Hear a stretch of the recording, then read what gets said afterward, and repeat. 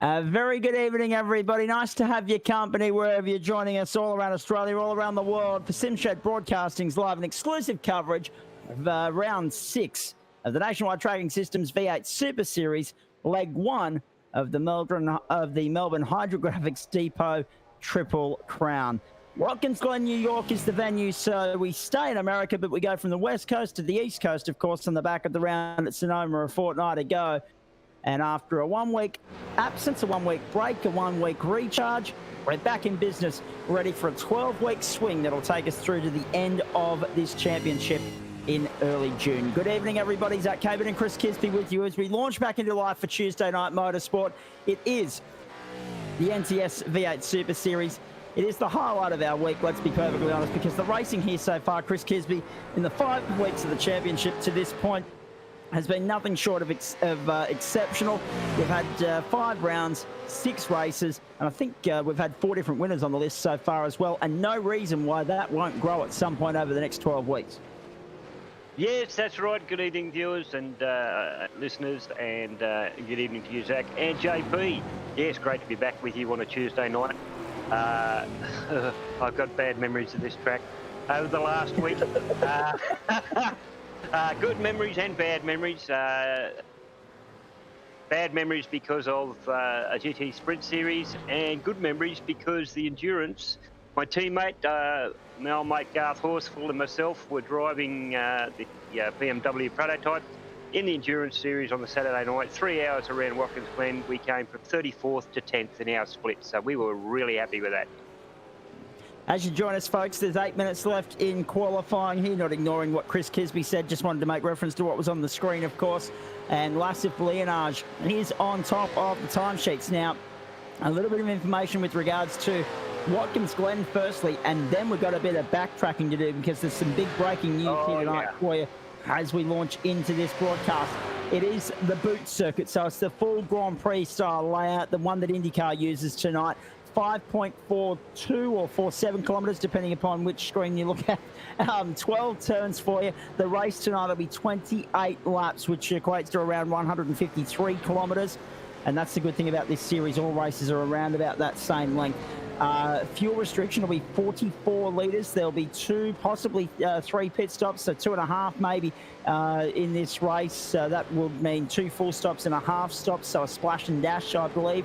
4.1 litres a lap is the fuel burn, 2 set tyre limits. So if you are making 3 pit stops, and that's looking like the case for everybody, you've got to decide where to chuck on your fresh rubber. The track conditions, 6th of April 2021, 1 o'clock in the afternoon will be the race start time, which would equate to 3 o'clock the next morning, Australian Eastern Standard Time. But thankfully, it's a lovely, balmy 8:30 Eastern Daylight Time for you tonight, ladies and gentlemen. 32 air temp, 46 on track, both very, very exceptionally warm. 8 kilometre wind speed. It is south westerly direction there for you. And yeah, it's going to be fascinating to see how all this unfolds. A field tonight in excess of 30 cars. We've got 35 in the server, plus the safety car. I cannot wait for this. Pace car speed, should we need it? Well, the iRacing service says 97 k's an hour, but you know, of course, that we use our own safety car in this championship. So forget about that. But pit lane speed, 72 k's an hour. How critical that's going to be, because it's a tight little tricky entry into pit lane here at Watkins Glen. Incident count penalties come in at 17x. And every 9x thereafter. No fast repairs. And Chris Kisby, no fast repairs around here is fraught with danger, because we know, particularly in the opening part of the lap, just how close the Armco is to the edge of the racetrack. It is. You come around that right-hand sweeper and then go up the hill and hit the bus stop up there, and you know, if you get it wrong up there, you're into the grass and into the Armco. Luckily, I didn't get in there, so I'm real happy about that. We got Lassith going around with a 148 with his best time at the moment. His last lap was the 159. Rayner's up there with a 148. Cameron Jones, Cameron Beacock, Chris Dale, all in the 148. So they're low 148, so it's going to be very interesting tonight. And you have a bit more news. We certainly do. So you might recall there was a little bit of an incident at the end of race one of the previous round of the championship involving Rainer Costello and Dean Powell. Now, the rules of the championship state that you must have enough fuel on board to pot yourself back into the pit lane at the end of the race, to get back to pit lane under your own steam. Of course, we've seen drivers scrape that margin to the nth degree over the years. There's no doubt about that. But in the last round of the championship, Rainer Costello needed a helping push all the way back on that closing lap. He admitted himself in the interview here during that broadcast, or actually he might have sent it as a direct message through Discord. I'm trying to remember now. 2 weeks is a long time in motorsport. But he said he was purely trying to save fuel, which is why you saw him drop down the order and finish outside the top 5 in all of that rubbish. It was a fascinating last couple of laps in that opening race of the Super Sprint round. Of course, we had the reverse grid race on the back of it. So we didn't have enough fuel on board to begin with to make it to the finish of the race, let alone make it through the cool-down lap. So as a result of that, he got a helping push all the way home by Dean Powell, all the way back to pit lane. Stewards didn't view that favourably, and tonight have handed out their punishment to the boys, which is a rear of grid penalty for both of these men. Not just a rear of grid, but a pit lane start penalty. Both Dean Powell and Rainer Costello, you can see Costello sitting there second at the moment in qualifying, 100th of a second off Lasse Lienage. They have been excluded from qualifying before it even began. So they can go out there and practice all they like. It'll amount to nothing. And it's going to be a pit lane start. So once all the field drives on by, they will get a chance to join the race. And I tell you what, Chris, I'm excited already to see how Rainer's going to charge through from the rear of the field. They're very lucky. Yeah. He's just messaged me, actually, so he's obviously tuning in. Good on you, mate. Yeah. Good on you, Rainer. He just messaged me saying I expected the penalty. So he might not have been expecting it to be as harsh as that, but rules are rules at the same time. That's exactly right. Thankfully for him, it wasn't a race exclusion from that round of the championship, which would have impacted his points race. He still gets the penalty, but it will be. He did get put back three places in the finishing order of that race, so it didn't have as big an impact in the greater scheme of things as it could have, Chris. But now, his race may get compromised trying to navigate through traffic tonight. So this is a very critical round of the championship as far as his title ambitions are concerned. It's about damage control right from the outset and getting through the field as far as you can, but as cleanly as you can. That's exactly right, mate. Rainer, tuning in, mate, there. The only bit of advice I could give him is treat it as a very long reverse grid race. As you would in a reverse grid, you've got to get through from the back. Take each car as it comes, go through, and that's the way I think he'll approach it. And we'll see him up there pretty close to the top. Hopefully for mine, because he's got a little blue badge on there, he'll get real close to the top. But so long as he gets gets in front of all most of those red banners or red buttons, I don't really. All right, let's have a look at the championship standings at this point in time, if we can, as we come into this round. Oh, look, it's going to be a fascinating race. There's no doubt about that. Full send from Rainer. That's the message I've just got. So I look forward to seeing how that plays out. Oh, I like his determination, his versatility. There's no doubt about that. Can we have a look at the championship standings coming into this round? And I'm going to need them thrown up on my broadcast screen here as well, because I haven't got it in front of me. Lasse Lienage on 740, Cameron Veacock 715, and Rainer Costello on 680. So 60 points separates the top three at the moment. It's still very, very close. And again, there's 12 weeks of this to go. Alex Court 661 and Cameron Jones 655 make up the top five. Chris Ireland, Blake Urquhart, Ben Morris, Alan Dawson and Jacob Brewer make up the top 10. And I think it was about 206 points separating the top 10 at the moment. Craig Newell is there in 11th from Dean Powell, Robert Crisdale, Daniel Schultz and Ash Davis making up the top 15. Matt Davis, you would normally be taking on a lap of the circuit with Matt Davis. He's not with us this week. He's also not with you tomorrow night. So Aidan Schultz and JP will be bringing you all the action of the GAC T2 V8E series there, and we'll have more on that a little bit later on. Checkered flag is flying. Session is complete. Qualifying is in the books here. Just have a look at some of the names. I mean, Tommy Heyman hasn't been a regular on the grid, buried in 31st position in the points. There are some big names down the order, and it just goes to show you how big this field is, if you don't mind, ladies and gentlemen. The fact that we have got 40 at least there on the points table, and then it extends well beyond that. So there's going to be a lot more drivers appearing on that points list, no doubt, as the season goes on, because there are a couple of new names joining the series over the next short while. They've been accepted into the series. I mean, bit rough for them to be accepted halfway through because they're pushing it uphill right from the outset, Kisby, but at least they'll be here for season 2 later in the year. Craig Roffey, Michael Angus, Simon Vella. You and I are familiar with both Craig Roffey and Michael Angus from their from their Gentleman Sim Racing Club antics. And of course, Simon Vella's a name that I've seen pop up in the past as well. So I'm looking forward to seeing how all this plays out. Our first point of business is going to be Watkins Glen, and qualifying is in the books. It is Lassif Leonage with another pole position, and that's why he's wearing the number 1, Chris. That certainly is. What a great effort there. A 157 was his last. He had a best of a 148.026. So Rayner's not that far behind, as well as Jones and Veacock. So they're all under the 148.100s.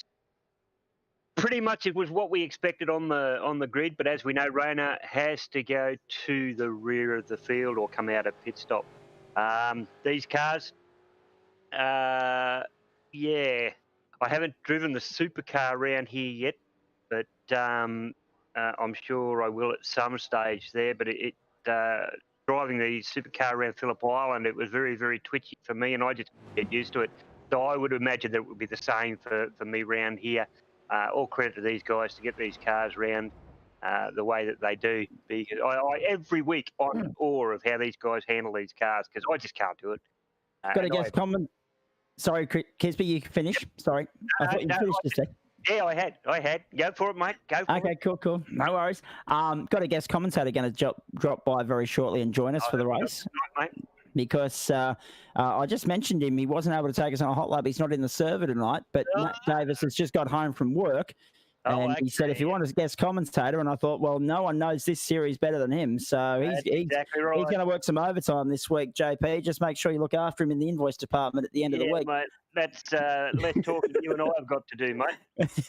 100%. And my voice is still somewhat recovering from the weekend just gone. Lassif Leonage.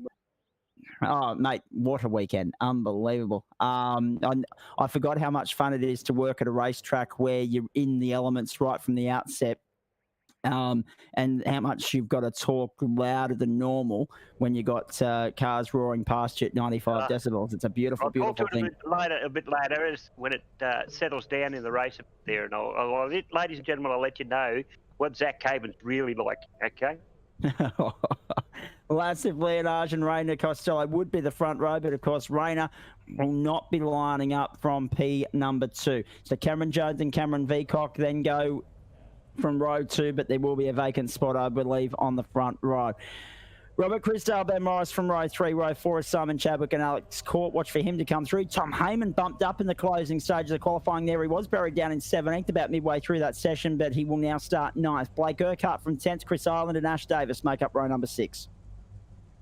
Row 7 is where you find the newcomer Michael Angus alongside Sean McNamara, Peter Crossingham and Simon Vella from row 8. Michael Imasuria buried in the pack there in 17th, and Darren Caldwell alongside him in the 9th row. Alan Dawson and Chris Barnes from row 10. Dean Power starts from pit lane. Jacob Brewer is therefore on his lonesome on row number 11. Scott McCune and Brian Cooper from row 12. Row 13. Wade Michael and David Kirby. Row 14, Tim Mulford and Sam Katakazinas. Row 15, Benjamin Simon and Craig Schultz. Row 16, Steve Vella and Craig Newell. Row 17, Daniel Schultz and Jim Delios. And row 18, all on his lonesome there, is Lindsay Hobbs, because, of course, Lee Davis and the safety car will start from pit lane as well, as it rightly should. Getting set. Get set, ladies and gentlemen. The first leg of the Melbourne Hydrographix Depot Triple Crown. We are at Watkins Glen, New York, and we are racing in the city that never sleeps. So that's a great start from Lassif Leonage leading the field towards the first quarter. Let's watch if everybody can scramble through here safely, because it's usually a hard run, as the NASCARs have proven over the years. Leonage has bolted. Veacock and Jones have got Robert Crisdale for company there in third at the moment. So Jones has got the better of the start over Veacock, and Crisdale's jumped up nicely as well.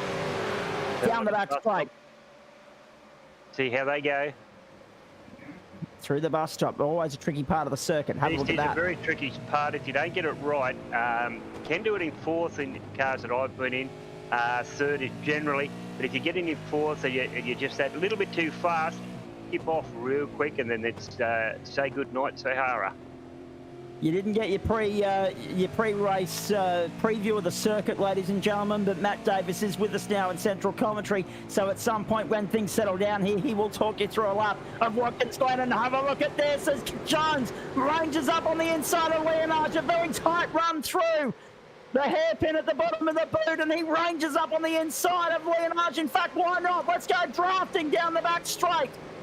Jones will take the lead. Veacock and Crisdale swap over as well. Court's up to fifth and Heyman to sixth. They're charging through. So already some big moves early on here. Leonage is wide. Leonage is wide. He's going to lose second here. Veacock senses an opportunity to go up on the inside, but he can't do it just yet because Leonage is holding on the outside on the run to turn 12, and he will hold second for the moment. Early scare for the championship leader. 1 gone, 27 to go. Matt Davis, a very good evening to you. You must be a little bit disappointed not to be in amongst all of this chaos tonight, as we watch Veacock down on the inside now of Leonage, now to get the job done. Oh, no, contact. Oh, no. Crisdale almost caught up in that as well. Caught. Oh, they're going everywhere. They salvaged that. That's the save of the season from 4 of them. Unbelievable. So Jones has bolted. Court's up to second in all of that. Leonage back to third.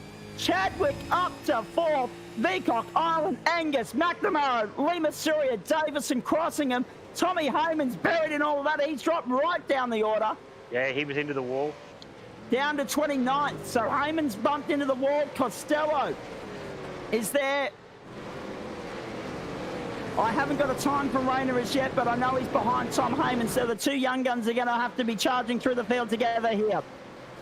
McNamara in 8th at the moment. Just look at the log jam of traffic. It's like Friday afternoon on Easter weekend on the Bruce Highway as they make their way along the back straight here in the boot section of the circuit. Matt Davis, good evening to you. So much drama, so much excitement here in the early stages, and I sense that's going to set the tone, the theme for the 28 laps ahead here. And look at this, 3 wide, if you don't mind, coming out of turn 9. Oh, it's hard enough for me to go around there 1 wide, let alone 3 wide. Oh, Zach, Chris, boys, how are you? You know, but Watkins Glen, and with the bootleg as well, it's definitely throwing a mix in for the boys out here tonight. I'm absolutely disappointed I'm not racing. It's one of my favourite tracks out here at Watkins Glen. So again, disappointed. Unfortunately, the work duties called today and had to put in the long hours, so I had to miss tonight's race.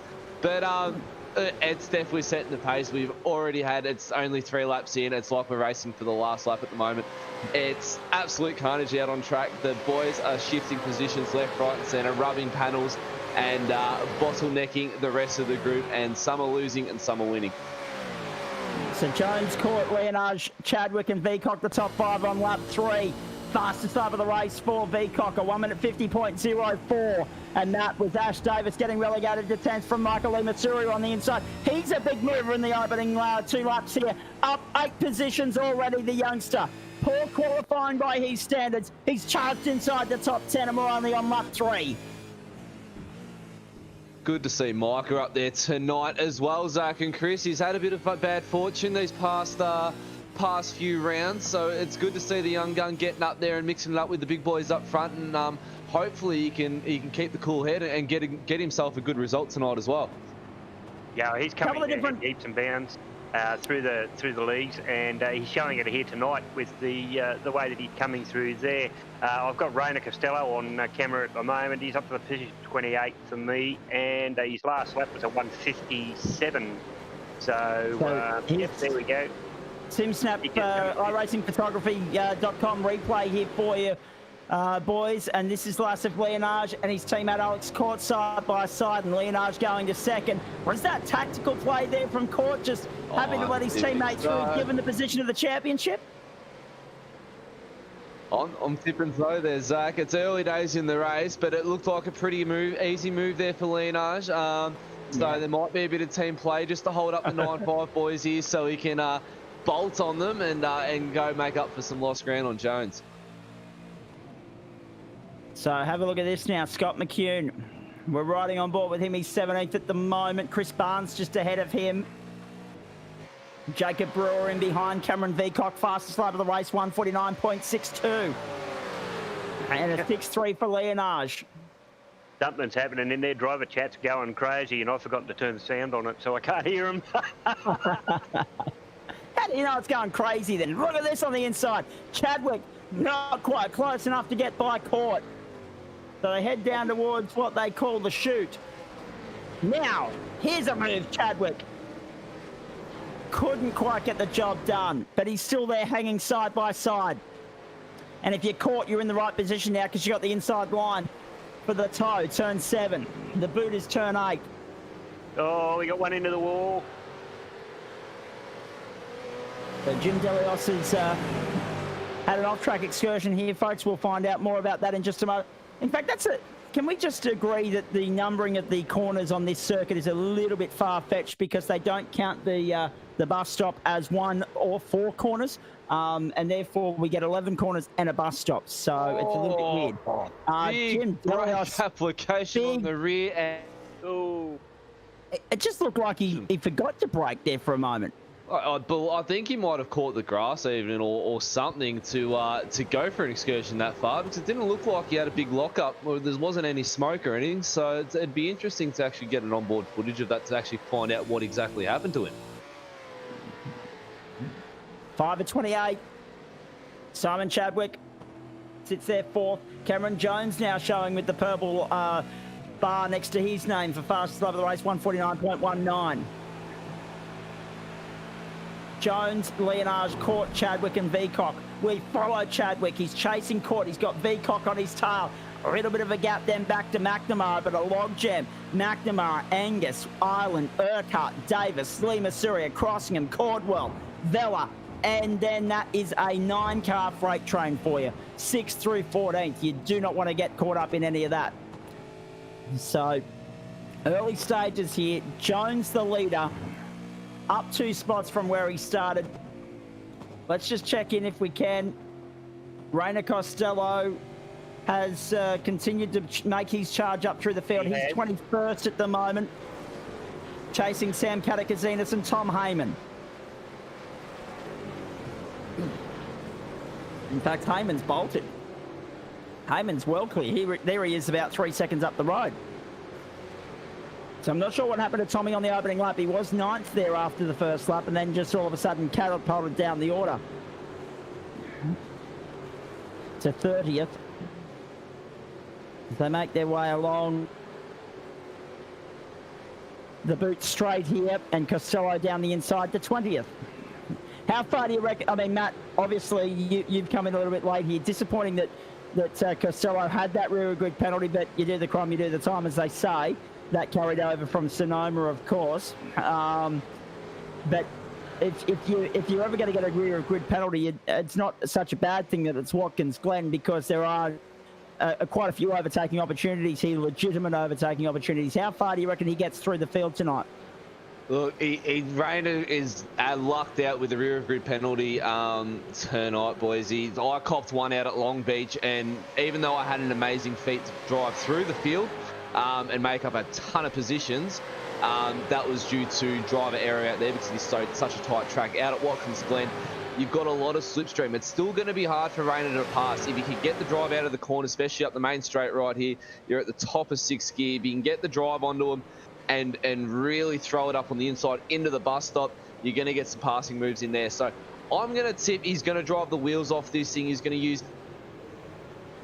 That's all right. We've got Chadwick off. I hear in my ear sim snapshot replay here through the bus stop for Court and Chadwick. Oh, no. Oh, and just gets turned around.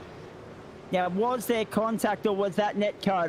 I couldn't tell the difference there. That was definitely was contact from my eyes, I reckon there, Zach.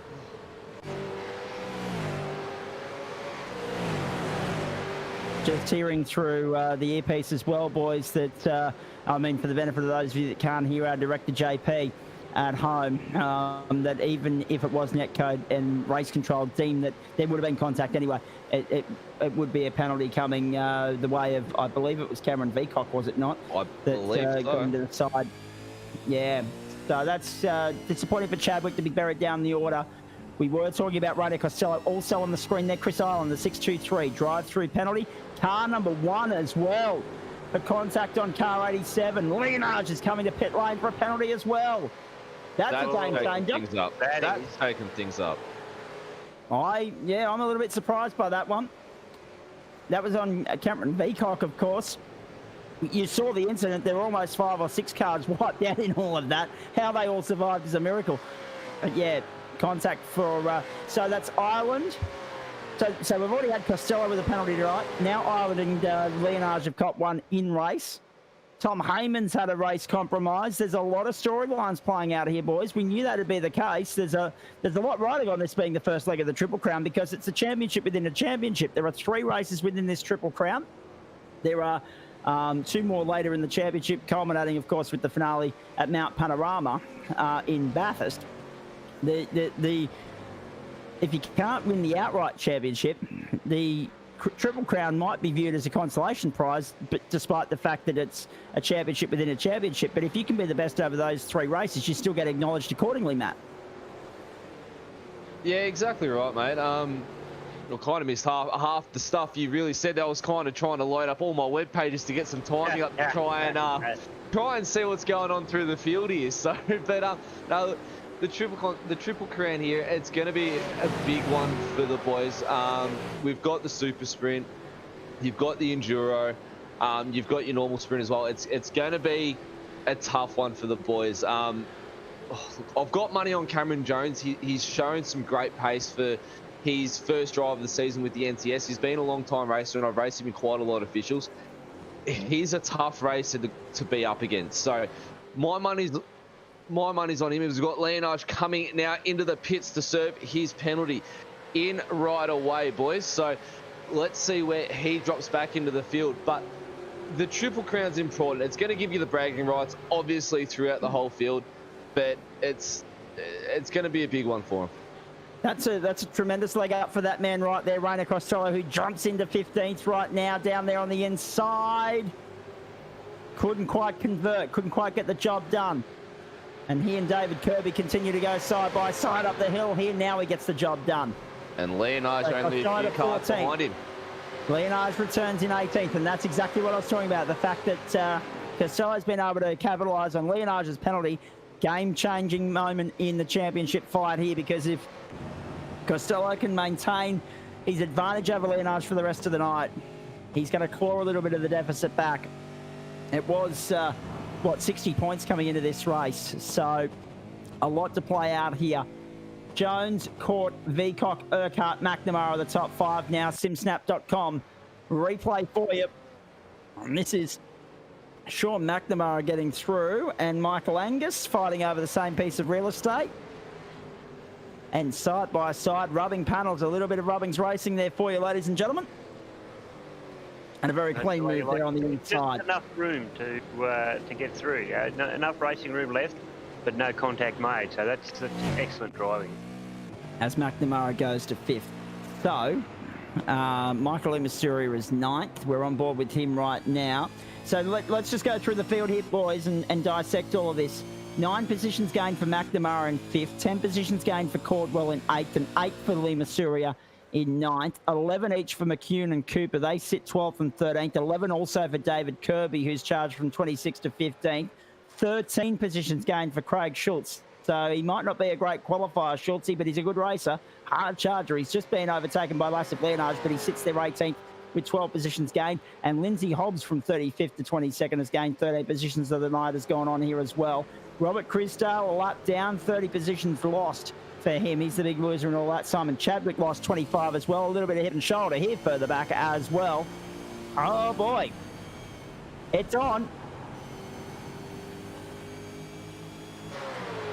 So, just getting a reminder there too, and I think it's important to note, Chris Kisby, Matt Davis, every little bit of car-to-car contact could be met with a 4X at most from iRacing, which, oh no, there I go, 77, that's McCune. And Heyman there on the outside trying to avoid all that kerfuffle. So you do not want your X points, your incident points building up here, because you too could end up with a pit lane penalty, but it won't be from race control, it'll be from iRacing, Kisby. That's exactly right. Yeah, little by little it builds up. You get either a 0x, 1x for sliding off the track or scraping a wall, or if you lose a mirror you may get a 0x. And then full-on contact you may get up to 4x. And that builds up, and I think we mentioned there was only 17 for the first before your warning, and then every 9.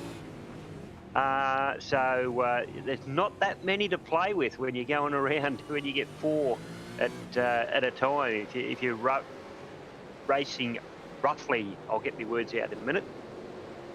You got my problem. Yeah, but I haven't worked as hard as you in the weekend. Oh dear, have a look at this. Leonage continues his charge back through the field here. He sits 16th at the moment. Next target for him. David Kirby on the grass. Whoa, big one there. Big moment potentially. Tom Heyman and Lassif Leonage side by side. Heyman is in. Heyman is in the lane. Leonage is 15th now. Now, this is the other point too, boys. We're on lap 10. Pit stops will become a factor here. Wide there for David Kirby, and Leonage goes through the 14th. And have a look at this at the front. Alex Court, second at the moment, trying to fend off Cameron Veacock.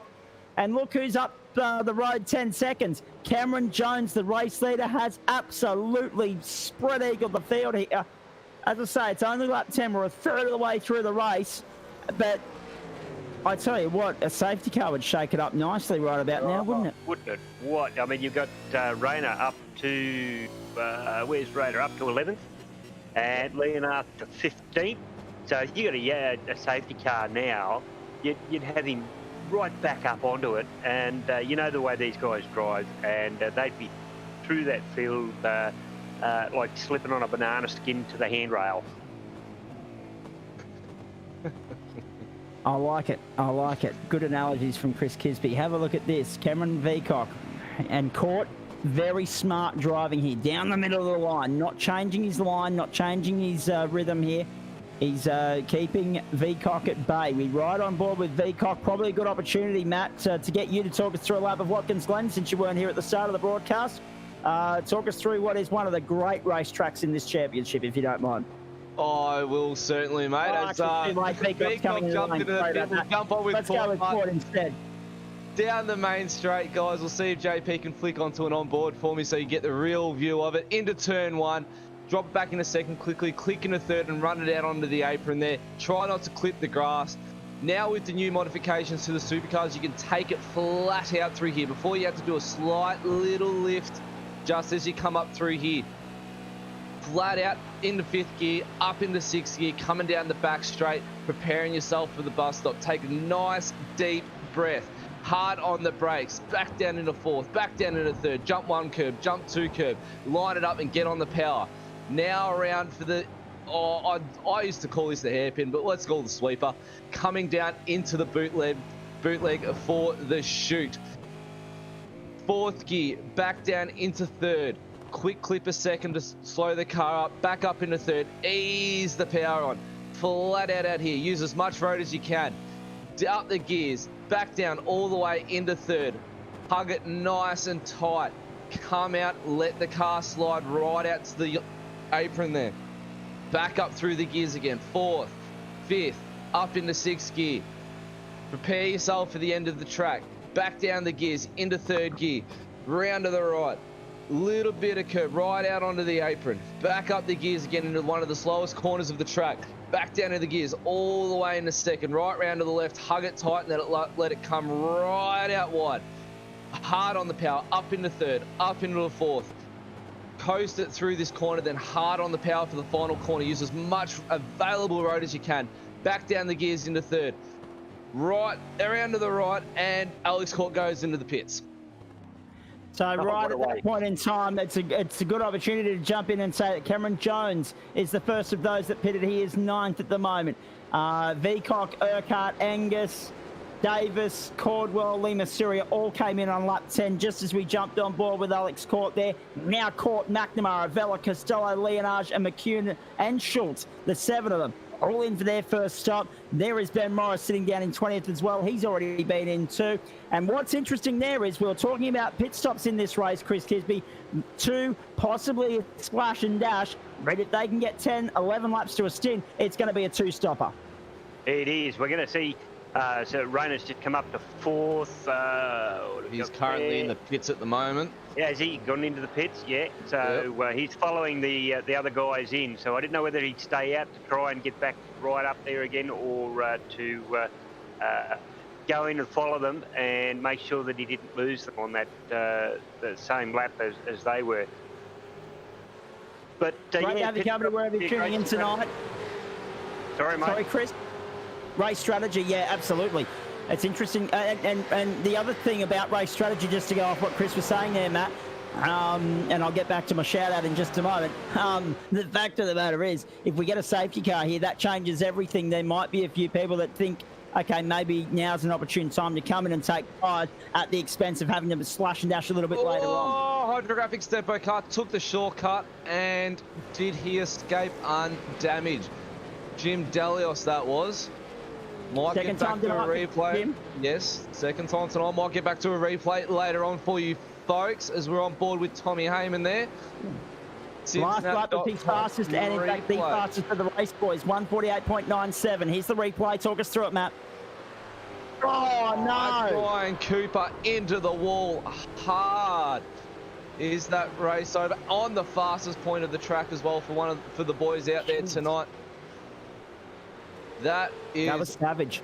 That was very savage. As we're on board with Tommy Heyman, as you said, Zach, fastest lap of the race with a 148.97. So he is on a mission at the moment.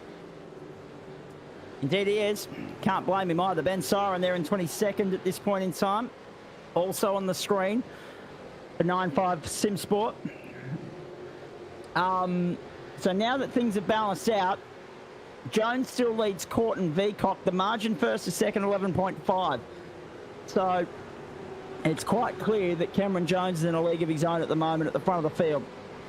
13 of 28. Next time by will be lap 14. And then, of course, at the completion of lap 14, half race distance. These guys are not mucking around tonight, folks.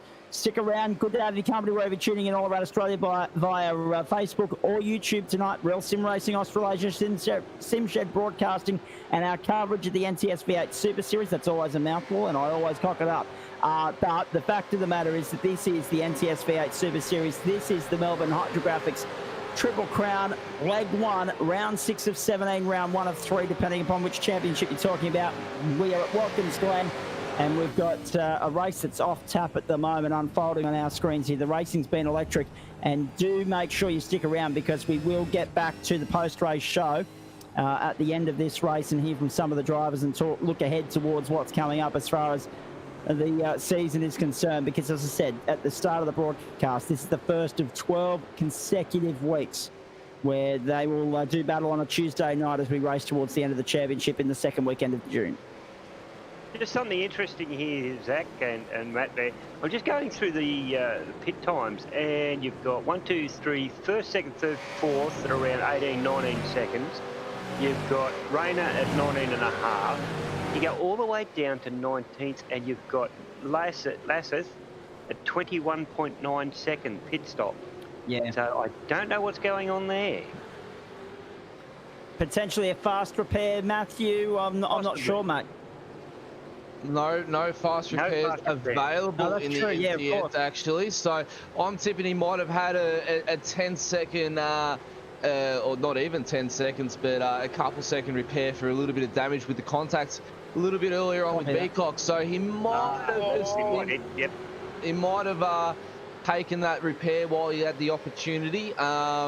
Maybe get some cleaner air out on track to let that 650 horsepower engine in that supercar cool down and try and make up some time. So Reina Costello now with the fastest lap of the race with a 1:48.93. They're into the 48s, which we knew was inevitable given the pace we've seen thus far. This is the lap that gets us to halfway. Jones, Court, Urquhart, Veacock and McNamara are the top 5 at the moment. Angus is 6th, and I knew as soon as I said it, Chris Kisby, that I'd get caught out on that fast repair caber, because every other night of the week when we deal with Gentlemen Sim Racing Club racing, we deal with fast repairs. So it was always bound to happen. Lap 14 at 28 here. Reina Costello's charge has been nothing short of impressive. He sits there in 11th at the moment. He has a real chance of being a top 10 tonight. And if he gets a safety car at the right point, there's no reason why that couldn't be turned into a top 5, I'm sure. Look at the logjam back there as well behind Benjamin Sarr, and that's down the order: 22nd, 3rd, 4th, 5th and 6th. Mulford, Ireland, Crossingham, Dawson, Brewer and Newell, if you don't mind, in 27th. Logjam of cars, which just goes to show, Matt, and it's one of the great aspects of this series. No matter where you look on circuit, there's a battle to enjoy. Oh, no matter where you are in the field, I mean, obviously coming from a bloke who's usually out there on track, you can be as far down as 25th position and you're still battling out like you are battling for first position. So Cameron Jones has got the easiest race he probably have of his whole career at the moment. Out there in first with the 10-second lead over Court. So he's just having a nice cruisy race, but you go back down to, you know, all the way down to 23rd, 24th, 25th. They're only separated by not even half a second. So it's really action-packed to see Simon Vella and the boys there darting for position, coming through the fastest corners of the track. Oh, 3 wide behind them as well, if you don't mind. This is... And Costello in 11, 12, ninth. 13. Extraordinary. I say it all up the in time. ninth. Is that it's not only the position for 1, 2, 3 and the top 10. You set yourself goals, and the first goal is your personal battle. So you're going to beat your personal times. Second goal is to actually beat the guys that are around you. Now, you see this every week between me and Luke Keamy, me and Mr. Phillips. Oh, no, big one, Costello! Massive moment for Costello. He gathered it up, but he'll lose a couple of positions in all of that.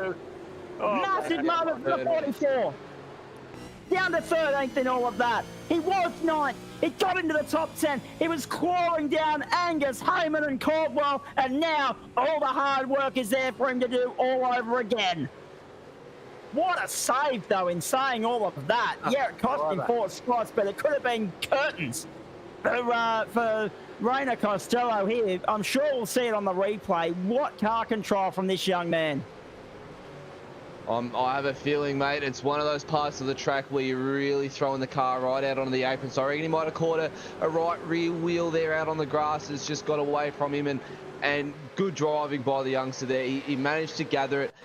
Yes, he locked the brakes. Yes, he would have flat tires, but he kept it out of the wall, kept it from having some damage, so he can still race on, still make up those positions, and try and fight back all the way up into the top 10, boys. So through they come again. So now Simon Vella sits there in 9th. Behind him is Ben Morris. In front of him is Michael Angus, Darren Caldwell and Tom Heyman. Heyman is 6th. That's important to note as well. Here's the replay of Reina for E1 Sim Racing. The Sim Snap by Racing replay for you. Look at that. Yes, it was grass and curb. Well called, Matt Davis. He got it in 1. His eyes are better than mine, and that was an incredible save. Well, I wouldn't say so much, Isaac. I think it's more a little bit of driver's experience because it's caught me out there a few times, that corner. So it's very, very easy to do. Yeah, so, well done, mate. He's done really well to get that back again and keep it out of the wall, because once you get on that grass, it's just like sliding across ice. and you've got no control of the car at all. That's it. We've in got that aspect. drive-through penalty for 959. Sorry to cut you off there, Chris. Yeah, 959 for car contact. But So- I'll come back to you as well, Chris, on that. That would have hurt Rayner's tyres a lot there. I know you like your technical side of things of the V8s. How much would that have hurt Rayner's tyres for the race, especially just after pit stop, having a pit stop as well? Trying to look after your tyres in this, at the best of times is hard because they wear off really quick. And I've noticed even in the older V8s that I'm racing at the moment for up-and-comers, tyre degradation really, really hard. Now, when you flat spot all 4 tyres there, you're going to get some vibration through as well, and it affects you. And he's got to make a decision whether he changes fronts, or whatever to get the grip that he needs to finish this race off. I tell you what, Benny Morris was committed there over the curb, wasn't he? Hey, just recapping too, you mentioned the 959, that's Benny Siren for those of you playing along at home. He's got the penalty, the drive-through there after the contact with Lasif Leonage and one other.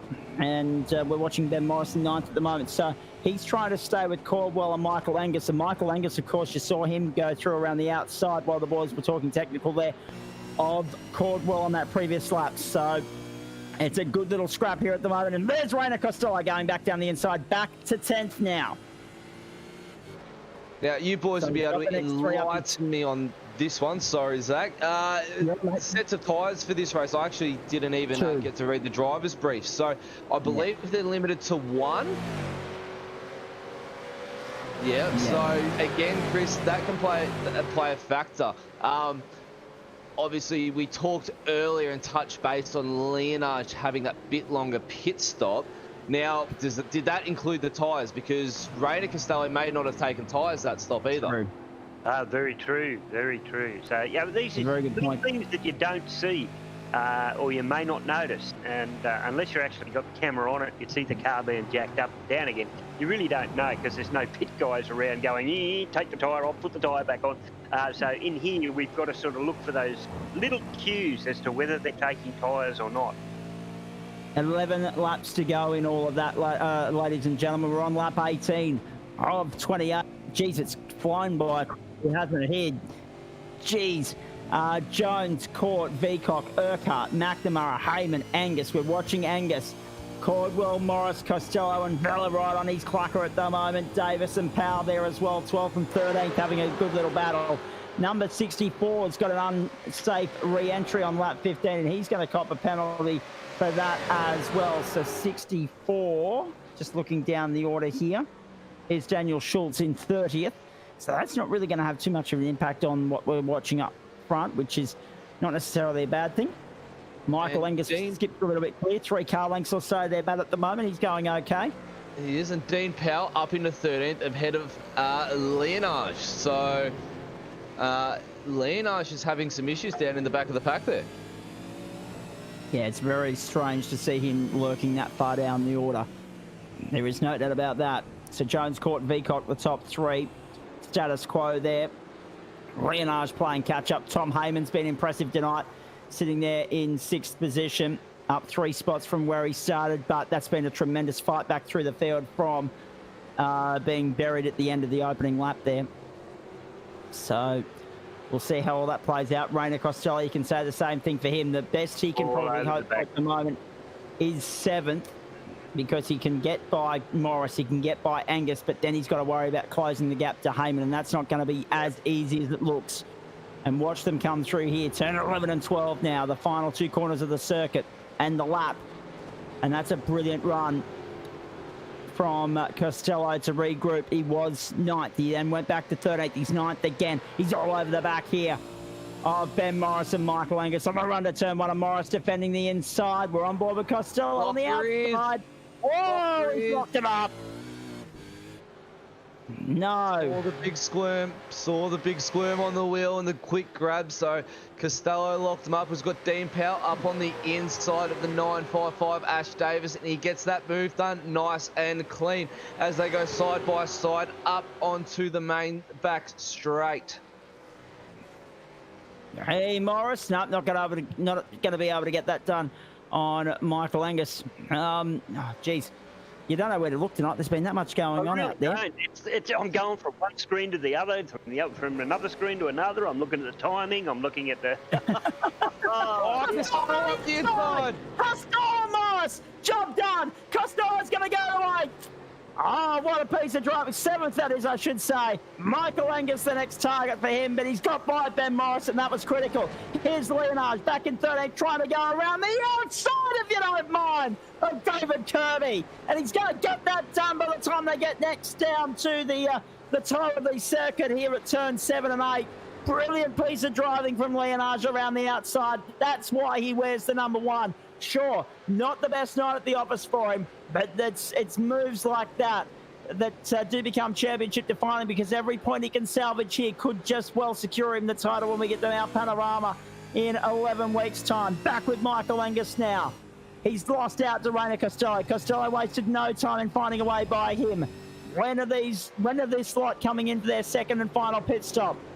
Is it now? Is it next time by? It could be next time by. It looks like it will be. 9 laps to go at the Glen. I wonder, you mentioned about Lasseter having some problems at the back there. I wonder how much of that. The one thing I've noticed with my racing, especially this season with the faster guys, is when they finally get around to me, or for whatever reason they crash or whatever and they get behind me, I'm now sitting there saying, no, you're faster than me. I'm not now saying, you're faster than me, just go. I'm now saying, hey, you're in behind me for a mistake you made. It is up to you to get around me. I'm going to drive my heart out, try and stay in front of you. Even in a race like this, it's different if it's a lapped vehicle, they're coming around to lap you. But when you're on the same lap as them and they've made a mistake and you've got past them legitimately, you're not, I find myself not easily letting them pass. And whether that's the case with Lasseter, he's the top gun. If I can stay in front of him, I've done really well. Well, at least for 2 laps anyway. Yes, exactly. Exactly right. 9 to go. Hard to know where to start in the summary of tonight. I mean, from the pit lane start for Costello to Heyman's dramas to Lasseter's drive-through penalty. There's no shortage of chapters and verses to try and sift our way through at the end of this race tonight. It's been good fun so far. Hope you're enjoying it at home. Stay with us. We're not done yet. This could still be another thing in the tail here. We've lost Matt for the moment. He's got some net issues. He's going to try and sort them out and rejoin us. The leaders are in. Cameron Jones, Alex Court. Tom Heyman is now in as well. So the top 3 in the lane.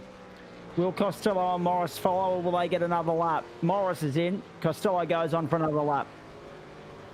So Jones sits there and waits. So it's interesting what Matt said about, obviously, the tyres. So 2 sets for the night. So you start on a fresh set, and then you've got a choice between the first and second stop when you take that second set. And by the look of it, in fact, to be honest with you, I'm not sure when anyone's taken their second set, because all the pit stop times look very much the same to me, from round 1 to round 2.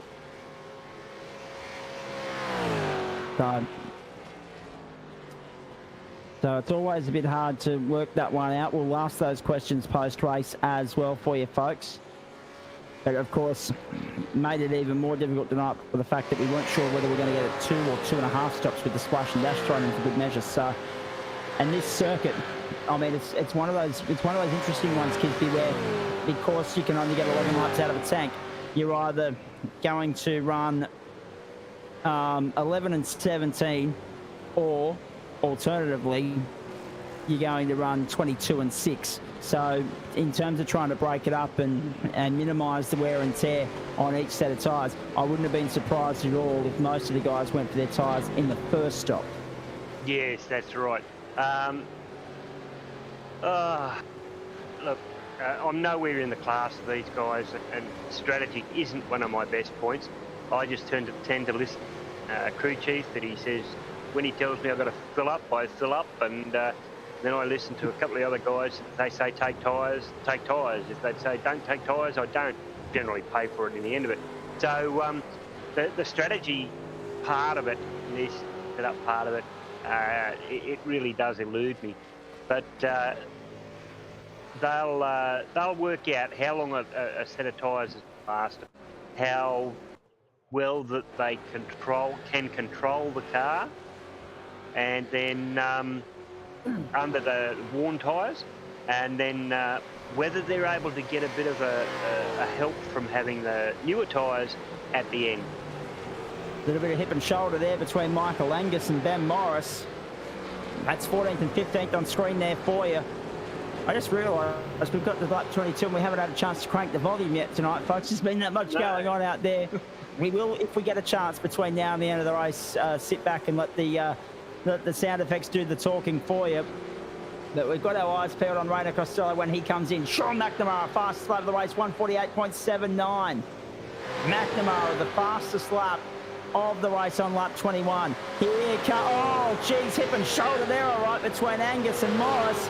Coming through the S's at the start of the lap. Morris concedes defeat on that one for the moment, and Angus holds the line. 13th and 14th to fight here at the moment. Oh, no, there it is. Morris in the grass. He gathered it up, but Angus holds on and skips clear. And that battle is now just about over because once you break the toe here, it's very hard to stay with them.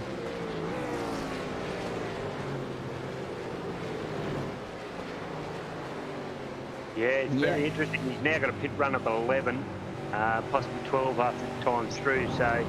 Whoa! Rainer Costello almost ran into a bit of drama there. Rainer Costello's in the line. This is a critical stop for him. We're going to go on board for a lap and crank up the volume with Cameron Jones, and then we're back for the last 5 laps, uninterrupted right here on SimShed Broadcast. And crank it up, ladies and gentlemen. Enjoy the ride.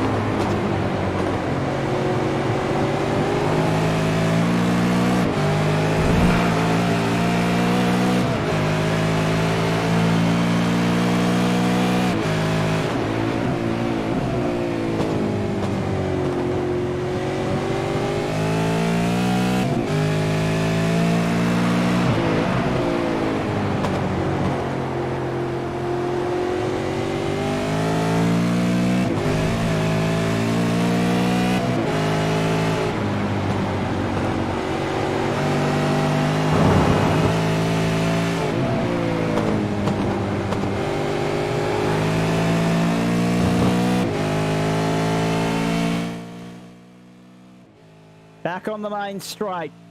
And Cameron Jones has 5 laps to go. 5 laps separates him and the crown as far as round 6 of the championship is concerned. Race victory is within his reach. He leads by 12.4 seconds. It's been a phenomenal performance. Here's Cameron Beacon. Oh, it's caught. There's a little bit of contact there. No doubt about that. Court holds on over a second for the moment, but how desperate will Veacock be to find a way by in a 4-car battle for second and make it a team 1-2 with his teammate Cameron Jones. The two Camerons on track here for a podium finish, and have a look at Blake Urquhart ranging up there on the outside now. Court defends the inside from Veacock. Then Urquhart and McNamara. Tommy Hayman sits further back in 6th. But out of the picture as far as the top 5 are concerned, and he's got Michael Limasuria for company right now. Then Rainer Costello, Darren Caldwell and Simon Vella make up the top 10. We ride on board with Veacock. So there's speculation. as to who's on what tyres here. It might be the fact that Court's on the older rubber. He's going to have to work really hard for his money here to hold these guys at bay. So Jones leads 13.3 seconds. Forget about that. Unless he throws it down the road, he's home and hosed. Veacock to the outside. Oh, Urquhart to the inside if you don't mind. Urquhart to third. Nice. And he nudges Veacock wide, and that allows McNamara through to fourth. And McNamara around the outside? No, not yet. And he needs to tuck back in, or otherwise he's going to get done by Veacock. So in the space of half a lap, Veacock's gone from third to fifth. He's off the podium. Lap 25 for our race leader, Cameron Jones. Who doesn't enjoy NTS V8 Super Series action on a Tuesday night, ladies and gentlemen? This has been phenomenal so far, as have all the previous rounds.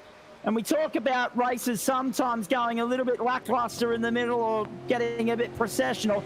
This one is an exception to the rule, ladies and gentlemen. This has been phenomenal from go to woe. Matt Davis, Chris Kisby still with me. Matt, Cameron Jones, phenomenal. Obviously helped out with penalties at the start to Costello and in the middle to Leonage. But at the end of the day, you've got to keep a clean nose to be in it, don't you? McNamara has a look up on the inside of Urquhart into the bus stop. Does he have it? No. Gee. He had a look. Didn't feel right. It's a tricky one to get it up in there too, boy. Zach and Chris, you've got to really commit because you've then got to try and power around the outside to come into the shooter here. So it's definitely a tricky move. Blake's definitely making that number 7 ZB should I say Mustang wide as possible. So I tell you what, McNamara had a look there on the outside, didn't he? He almost pulled it off too. 25 at 28. We're going to lose Matt Davis shortly, but mate, it's been a phenomenal race thus far. You must have enjoyed what you've seen, and it sets us up nicely for... Oh, McNamara's lost out there. Veacock back down the inside. Veacock to fourth. There's still time for him to find his way back onto the podium. Urquhart's the star of the night as far as these guys are concerned. From 10th to 3rd, Veacock's where he started. McNamara from 14th to 5th, but Court from 8th to 2nd has been equally as good. He's flying the flag for the NTS squad tonight. Matt, we're going to lose you very shortly. You've got other things to do, bigger fish to fry than us. But on that subject, I mean, if what we've seen tonight is anything to go by, hang on. Veacock just let McNamara by. McNamara has been let by Veacock. There's a story down possibly by Veacock. There is a chance for a slowdown around there, so he might have copped a slowdown. Ah, right, yep. Very small chance.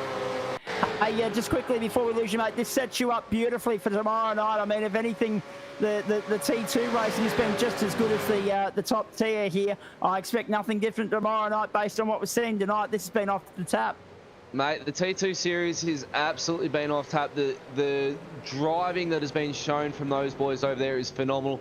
Unfortunately, I'm not going to be able to make it tomorrow night due to work commitments. It's my rest day tomorrow. I've got the day off, but then on to night shift for the rest of the week. So for those tuning in and wanting to tune into the Goodyear Auto Care, we're on at V8 T2E series.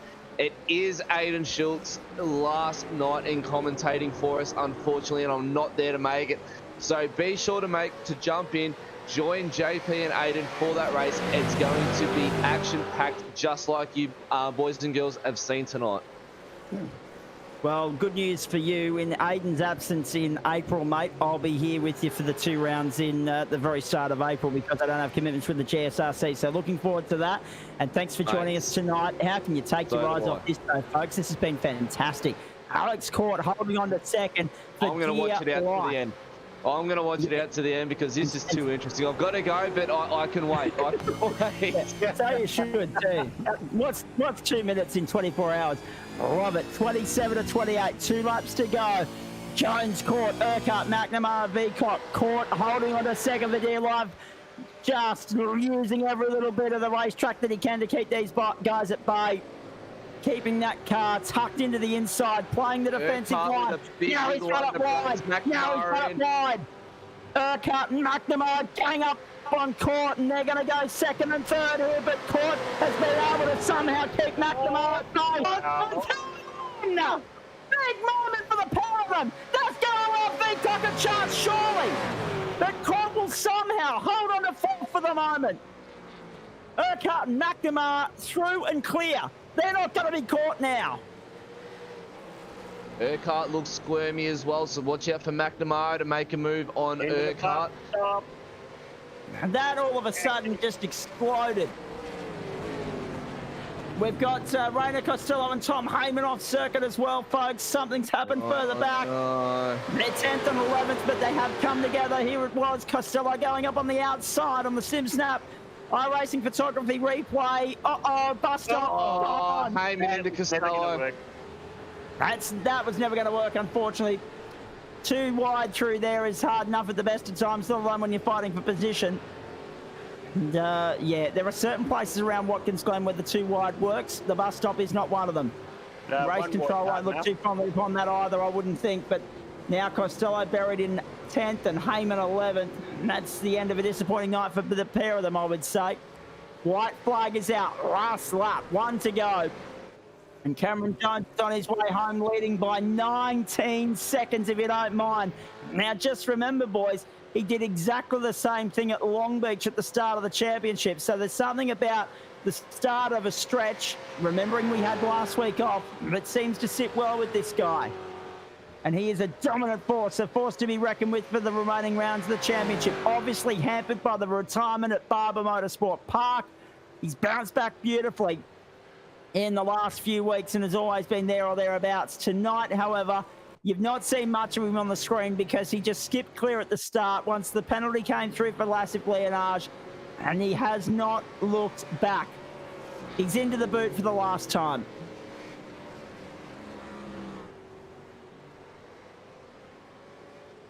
He's driven an absolute phenomenal race. Cameron Jones is a force to be reckoned with this season, I reckon, boys.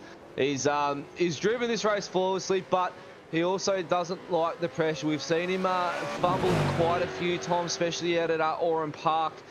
He had a couple fumbles, so still a little bit of driving to get under his belt, I guess, and get a few more laps to settle himself in. But tonight he's really set the pace, Zach. Indeed he has. He's on his way home for the last time. Great to have Matt Davis join us in guest commentary. He's back next week on Wednesday Night Motorsport for you on SimShed Broadcasting. And great to watch this guy in action. Do it for Holden from what was third on the grid. He's come home with the goods. It was a faultless performance. And Cameron Jones goes one up in the Melbourne Hydrographix Depot Triple Crown. He wins at Watkins Glen, round 6 of the NTS V8 Super Series. What a gutsy, phenomenal drive that was. Second in the end is going to go to Blake Urquhart. The margin monstrous, if you don't mind. Somewhere in around the 22nd mark. As Urquhart goes second and McNamara third. And Cameron Jones is just looking around to see where everyone is because he's in a different postcode at the moment. Cameron VTOC fourth, Alex Court, Darren Caldwell, Simon Vella and Michael Lima Syria make up the top 8. And Michael Angus was 9th with Rainer Costello and Tom Heyman coming home next. Then Ben Morris, Ash Davis, David Kirby for 14th. And Scott McCune's going to round out the top 15 in all of that. Dean Powell from the rear of the grid got home 16th. And 17th to Lassif Leonage, a really difficult night at the office for the champ. Craig Schultz, Alan Dawson and Chris Barnes will make up the, Lindsay Hobbs, Craig Schultz and Alan Dawson will make up the top 20 here. Oh, wow. Again, what a race. It's a case of not knowing where to start in summarising all of that. But a game changer because two of your outright championship contenders, as you see, a post-race 15-point penalty for Tom Heyman as well. He's not just went from bad to worse after the contact with Rainer on the penultimate lap there. There was no way they were going to be able to hand that penalty out during the race.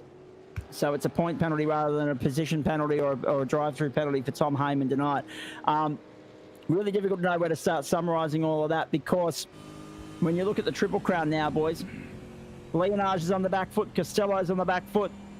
All for Cameron Jones to come in and sweep up, I'd say. Yeah, it's looking that way if he can keep up the form on there. I know what it's like having pressure behind you, so it happens to me all the time. I can be up in the pack and feel that pressure behind it and make a simple mistake. But it's now all up to Rayner and Laseth to bring it up, along with the other guys that are up the front there that we all normally see. That top 10 is full of people that excel in different situations. Yeah. It's always hard when there's a championship within a championship, Matt, because especially when it's only 3 rounds, if you have a bad one tonight, you're automatically on the back foot. And basically now, instead of trying to do the double, Lasith has just got to focus on the outright NTS V8 Super Series, I'd say. Yeah, he does. It's one of those things that if you have a bad race to start, or you've had too many drop rounds, for instance, throughout the season, you just got to try and focus on finishing as good as you can. And for now, it's focusing on the end of the season, focusing on the big race at the end over at Bathurst. So it's really just it's damage prevention for Leonage. Yeah, all limitation on that car. I'm surprised there is a back end after that big hit on the wall there, Chris. He needs the car for next week. Yeah, next week. That's it. He would have been much better going down to turn 1, I'd say, and doing it down there where there's a bit more room. Anyway, Matt, go on. I'm just going to say thanks for having me on, boys. It's been a pleasure, and I'll most likely see you on the track next week, or chat with you, Zach, when you come round at East to commentate with me, I guess. Yeah, looking forward to that, mate, because obviously I've got a 2-week window there where I'm not required with the GSRC, and if you and Aiden are, well, Aiden's obviously going off to do some other stuff, so that means that you need a hand, so I'll happily be in for that while I don't have GSRC commitments. Good on you, mate. Thank you. Excellent, mate. Thanks again, boys. Enjoy the night. Good night. Looking forward to it immensely. There's the results for you, folks. 19.481 seconds in the end, one of the biggest winning margins of the championship. Jones, Urquhart, McNamara, Veacock, Court, Cordwell, Vella, Lima, Surya, Angus, and Costello, the top 10. Really spaced out there from first to second, but then the rest of them really packed in like sardines. Heyman, Morris, Davis, then Kirby and McCune take us back to 15th. Powell, Leonage, Hobbs, Schultz and Dawson to 20th. And then further back, 29 finished on the lead lap. How about that? Chris Barnes. Tim Mulford, Craig Newell, Wade Michael. Then we go back to Steve Vella. That's the 25th. Then Simon Chadwick, Jacob Brewer, Sam Catakazinas, Ben Sarin, and Brian Cooper to 30th. And to round out the field, Daniel Schultz was the last of the finishers. Jim Delios, 7 laps down. Peter Crossingham, 11. And Chris Ireland, 13. Kisby, I'm impressed that we had so many on the lead lap in the end, 29. But at the same time, I'm equally impressed that we didn't have a safety car. Well, this track doesn't look. When I say doesn't lend to it, it's a really, really good track. And once you've got the pick of it, it's easy to drive through. Yes, it's easy to make mistakes, but it is still easy to drive. And I found that with the Enduro and the GT series that I've been doing. And I've been practicing. And I just got better and better and better. And if the concentration was good, I stayed on the track. If I missed a bit of concentration, or I just thought of something else and hit a bit of grass, then all hell broke loose. So it's one of those tracks that is easy to drive, but if you don't hold your concentration, it's not so easy to drive. This is very true. There's the championship points as it stands for the Melbourne Hydrographix Depot Triple Crown for you, folks. And status quo with the finishing order. So 18 points separates the top 10, just 2 points between each position. So 150 for Jones, 148 for Urquhart. Then it goes down McNamara, Veacock, 146, 144, 142 for Court, 140 for Caldwell, Vella on 138, 136 for Lee Missouri, Michael Engels on 134, and Brainer Costello on 132. And it just goes on from there. Heyman, Morris, Davis, Kirby, Leonage, Ben McCune. Leonage jumps up, of course. He goes from 118 to 123 because he got pole position here tonight. So he slots in. That makes it look not as depressing for him, I'm sure. McCune, Powell, Hobbs, Schultz, and Dawson to the top 20 there for you. Fantastic stuff. We'll get stuck into the post-race show here in just a moment, and we might even get an early mark tonight. Who knows? Although that being said, there's a lot to try and dissect. Let me tell you about that. We'll have the actual championship standings as they stand, the outright NTS V8 Super Series for you a little bit later on in the broadcast. Hang around for that, folks. Let's get some drivers in here and have a chat to them post-race. So that was just phenomenal. And we're going to be spending the next half hour trying to catch our breath from all of that. 28 laps around here, full tilt, no safety car.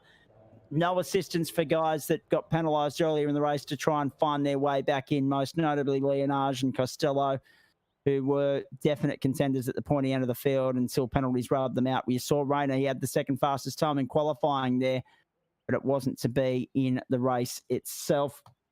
And we should point out as well, folks, the average speed there was a cracking pace that was set tonight. 52 minutes and 35 seconds, the winning time. Wow. For Cameron Jones. And that's the of our single race format events so far this season. That's the quickest one that we've had so far. I think I'm right in saying. So well done there. Maybe we could have added an extra couple of laps to it just to stretch it out a little bit. But why not? No, that was good fun. Cameron Jones from Blake Urquhart and Sean McNamara, who are all standing by in the green room. Shall I drag them in, JP? In right, the order you want them, mate. Let's bring them all in at this point in time, because that way we can throw the conversation around. Yeah, sounds good. It's always better when you've got two or three people there that can bounce off each other. Boys, welcome to the post-race show. Congratulations, top three in what was a very interesting night at the office for everyone except Cameron Jones, because let's put it bluntly, you took the lead, you bolted, you didn't look back, and you cleared out and won by 20 seconds, almost as easy as you made Long Beach look, mate. Well done. Thank you very much. Sunday drive. That was the plan. I knew I had race pace. So I just had to put my head down and do it. Talk us through it, mate, because obviously at the start there was a little bit of hip and shoulder between Leonage and a couple of others further behind. Vicock, Court, and a few others almost got wiped out in all of that. It was pivotal to get the jump here at the start and break clear early, wasn't it? Because of the nature of Watkins Glen, and when you get stuck in a log jam, how easy carnage can ensue because of the fact that the Armco sits so close to the wall, particularly through 2, 3 and up towards the bus stop as well. I was happy just to sit behind Laz and try and save fuel, and he made that little mistake, so I put it up there and just thought, well, go for it, and it worked out. And we got like half a lap around, and I looked in the mirror and they were like 4 seconds behind me. I had to ask Cameron, is there a safety car? Why is everyone slowing down? No. There was quite. I'm sure that we'll have the race highlights coming out for you, ladies and gentlemen, in just a moment, and you will see for yourself the kerfuffle. In fact, Cameron, since you were in here with us, open up that live broadcast feed so you can see it when JP plays it. The kerfuffle that happened on lap 2 that slowed everyone down and saw you be able to skip clear, and that was the defining moment because everyone else was playing catch up from that point. Lap traffic didn't even appear to be an issue tonight, so it was literally a lonely night at the office. It was like a training run for you, but I mean, you started the series with the comfortable win. You come back from the week off with the comfortable win. There's something about the start of a stretch of races that suits you really well. I've had some bad luck, so it's good to get some pace back. Hopefully I can continue it. Well, this is the thing too. Like, I mean, when you look at as we bring up the SimSnap iRacing photography replay here for you, simsnaps.com, by the way, ladies and gentlemen, check them out. Here's a replay at the start, and you'll see what we're talking about as we go on here. It makes it hard to actually ask you questions, Cameron, because you've had such a clean and faultless night at the office, and you're about the only one. Chris? Yeah, I was just about to say that, congratulations on the win there, Cameron. But I'll tell you what, your mechanics and panel bidders are going to have a really big talk to you after the spin at the end there. Your donuts aren't the best. They do want the back of the car kept in good condition, please, mate. Well, they've had good practice the last couple of weeks, so yeah, well, this is the thing, isn't it? I mean, we can joke about repair work as much as we like. We all know that there's an automatic switch there for you, waiting between races and between service. But Watkins Glen, when you come round onto the main straight there's not much room for error with those burnouts. I was actually a little bit surprised you didn't go down to turn 1, mate. Turn 1, yeah. Yeah, I probably should have in hindsight. Hey, let's recap because there have been a couple of moments this season where things haven't gone your way. Most notably, the first one that comes to mind for me is Barber Motorsport Park. How big of a momentum shift is this for you to get this leg up tonight as a launch pad for the next 11 weeks? Because this will catapult you back into some form of championship contention, I'm sure. Yeah, then the rest of the championship's pretty important for me. I can't make any more mistakes. So, yeah. Yeah, every stop is critical. Hey, we'll talk about the rest of the season a little bit later on when we finish talking to the other guys here and we have a look at the updated calendar for you, ladies and gentlemen, just to let you know everything that's going on. But here's the replay of everything that unfolded at the start. And I can't remember if it was lap 2 or lap 3 when Leonage made contact with Vicock, but we're going to see it here on the replay in just a moment for you folks. So this was the start of lap 2, and that was, I'll tell you what, at one point there, 1-2 was on for you and Cameron Vicock. He ended up down in 4th in the end. There we go. That's what happened to Heyman. I missed that. That's what happened to Heyman, and this is what happened. Yes, there's the moment where it all hell sort of broke loose, and Alex Court just swept through and said, "Thank you very much," and that's what allowed you to skip clear. So, and there was more contact. Was that you, Blake Urquhart, that scraped the wall there on lap 2? It looked like it. That was another teammate, mate. That was the teammate, yeah, right. Oh, jeez. No, that second lap was particularly hairy. Like we were counting our lucky stars that we got through lap 1.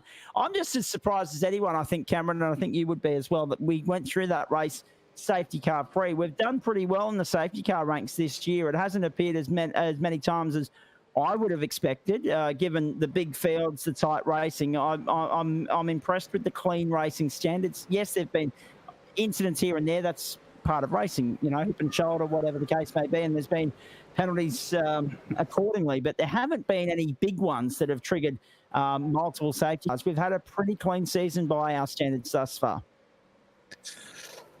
Yeah, it has been very clean. A safety car can either really help you or it can destroy you. I was praying there wasn't going to be one. Well, I was going to say, it wouldn't have helped you tonight. It would have helped Rain, or it would have helped Lassif, but it would not have helped you, no doubt about that. Stay there with me, mate. We'll come back to you very shortly. We'll press on here and have a chat to the other drivers. Blake Urquhart, first time we've had you on the podium this year, if memory serves. A nice way to start what is a 12-week stretch to get us through to the end of the championship, and you're right there in the end. How critical was it to find a way past, and how hard was it to find a way past Alex Court there in the closing stages? Oh, mate, I tell you, I'm bloody hot after chasing him down. From lap 1, I stuffed up. I didn't get the right start. I forward back to 18th, chased myself down, caught up to Alex, and I believe it was Laz, I think it would have been. I pitted about 2 laps later after them, and I was like, I'm going to try and get the run on them. And as I came out, they were right in front of me. So I just pushed on, and from there I was just getting hot, just putting that temp up and trying to put Alex on the pressure, and Cameron as well. He was hard to try hold off him as well because he was pushing me along. So, but other than that, pretty rugged after that, and pretty good to be on the podium for the first time. So, and you've got to be happy as well. We made mention during the call how there are quite a few genuine overtaking opportunities on this circuit. You use that to your advantage. You crept through the field from 10th to be 2nd at the end of the night. So again, proving that at every round of the championship, there's a difference between, at some circuits, qualifying is very critical, at others not so. And you showed that tonight was one of those circuits and one of those events where you could capitalise on a poor qualifying with a good racecraft, and that's exactly what you had. Yeah, thanks for that, mate. Much appreciated on that, and thanks, guys, and for JP putting this on. So, thanks, guys. Stay there with us, mate. We'll come back to you and throw the conversation around in just a moment, because I want to talk tyre strategy and a few other things. Doesn't matter with Jones because he was that far out in front that it didn't really matter at all. But particularly in that mid-pack, we noticed that battle 2nd, 3rd, 4th, 5th at tyres could have been a huge talking point. Let's, at this point in time, bring in Sean McNamara up, who finished 3rd in all of that from 14th on the grid. So again, proving the point, Sean, that qualifying, whilst it might have been an Achilles heel in your race day tonight, it wasn't the be-all and end-all. You were able to rectify that on track with some good racecraft, and obviously a couple of incidents with people being rubbed out, Rainer Costello, Tom Heyman, Lassif Leonage. There's just 3, but that still left you with a lot of overtaking, a lot of racecraft to try and pull off, and a bit of strategy as well, mate. Well done. Yeah, thanks, mate. And it's, I think everyone's been rubbed out at some point and gained some submissions through the season, so certainly take it when you can. But yeah, it was just about getting a good start. Qualifying was terrible. I haven't got many laps in this week, and it showed, unfortunately. But, you know, race pace was strong. I think it was only 900ths off Cam's best lap in the race, so we had plenty of race pace. But, yeah, starting that far back, just took that chance away to have a shot at the front, but it was still a great race. And just a quick shout out to Blake. He's done a great job tonight, and Cam as well, but really just putting on a show. And that was difficult in the end. I mean, we'll see it here on screen towards the back end of the broadcast, I'm sure, boys, but just trying to get by Alex Court in those closing stages. He made that NTS entry as wide as he possibly could. He played a very defensive game. It only took one slip up, though, for it all to come undone for him. And you two wasted no time in converting that opportunity, didn't you? No, absolutely. You can't sit and wait. And you know, Alex certainly drove defensive. Don't know if it was fuel saving or what the go is, but yeah, he was driving a very defensive line, and it makes it obviously hard to get by. So when you take the opportunity, you get the elbows out and get aggressive with it. So you know, for myself, you know, Blake got a good run running, made a good turn 1, and saw an opportunity to get the nose well up the inside of him, up through that carousel up the hill, and yeah, a little bit of contact there, but you can't disappear when you're on the inside. So it's yeah, I think. You know, it's a bit difficult to disappear. Not going to roll out of it because you know you're not going to get another opportunity. So, yeah, good hard racing. It's interesting, isn't it? I mean, we look at the fact that we ran on the boot layout the full course tonight, whereas the bigger cars, we normally associate the short course with the stock cars, and the big course with the Indy cars, the open wheelers. Which configuration do you reckon works better for the supercars, and and did you enjoy the boot layout tonight? Yeah, look, I think everyone likes the shorter track in the supercar. Just a little bit more high speed, but I really enjoy this boot layout. It is good fun, and the updates that were done by supercars by iRacing, sorry, you know, giving the cars a bit of mechanical grip and taking a bit of error away, I think actually helps at this sort of track. And I think it showed with the close racing and passing. You know, go back 2 weeks, you wouldn't be able to sit in behind someone going up through the carousel. You'd just be getting understeer. So I think it was the right track choice. It was good fun. Indeed it was, and I have to say too, Chris Kisby at this point in time, I only thought about that short track factor whilst we were talking to Sean there and he was answering the previous question. I thought that race could have been a hell of a lot more intense if it was on the short layout, because more laps, less time per lap, less margin for error, because there's a bit more grass on the as you saw with Rainer's incident, there's a bit more grass to play with on the extension of the circuit rather than on the bull ring as it is.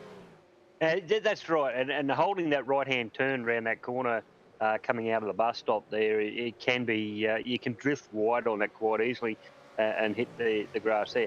Personally, I'm a fan of the longer track, especially for these more powerful cars.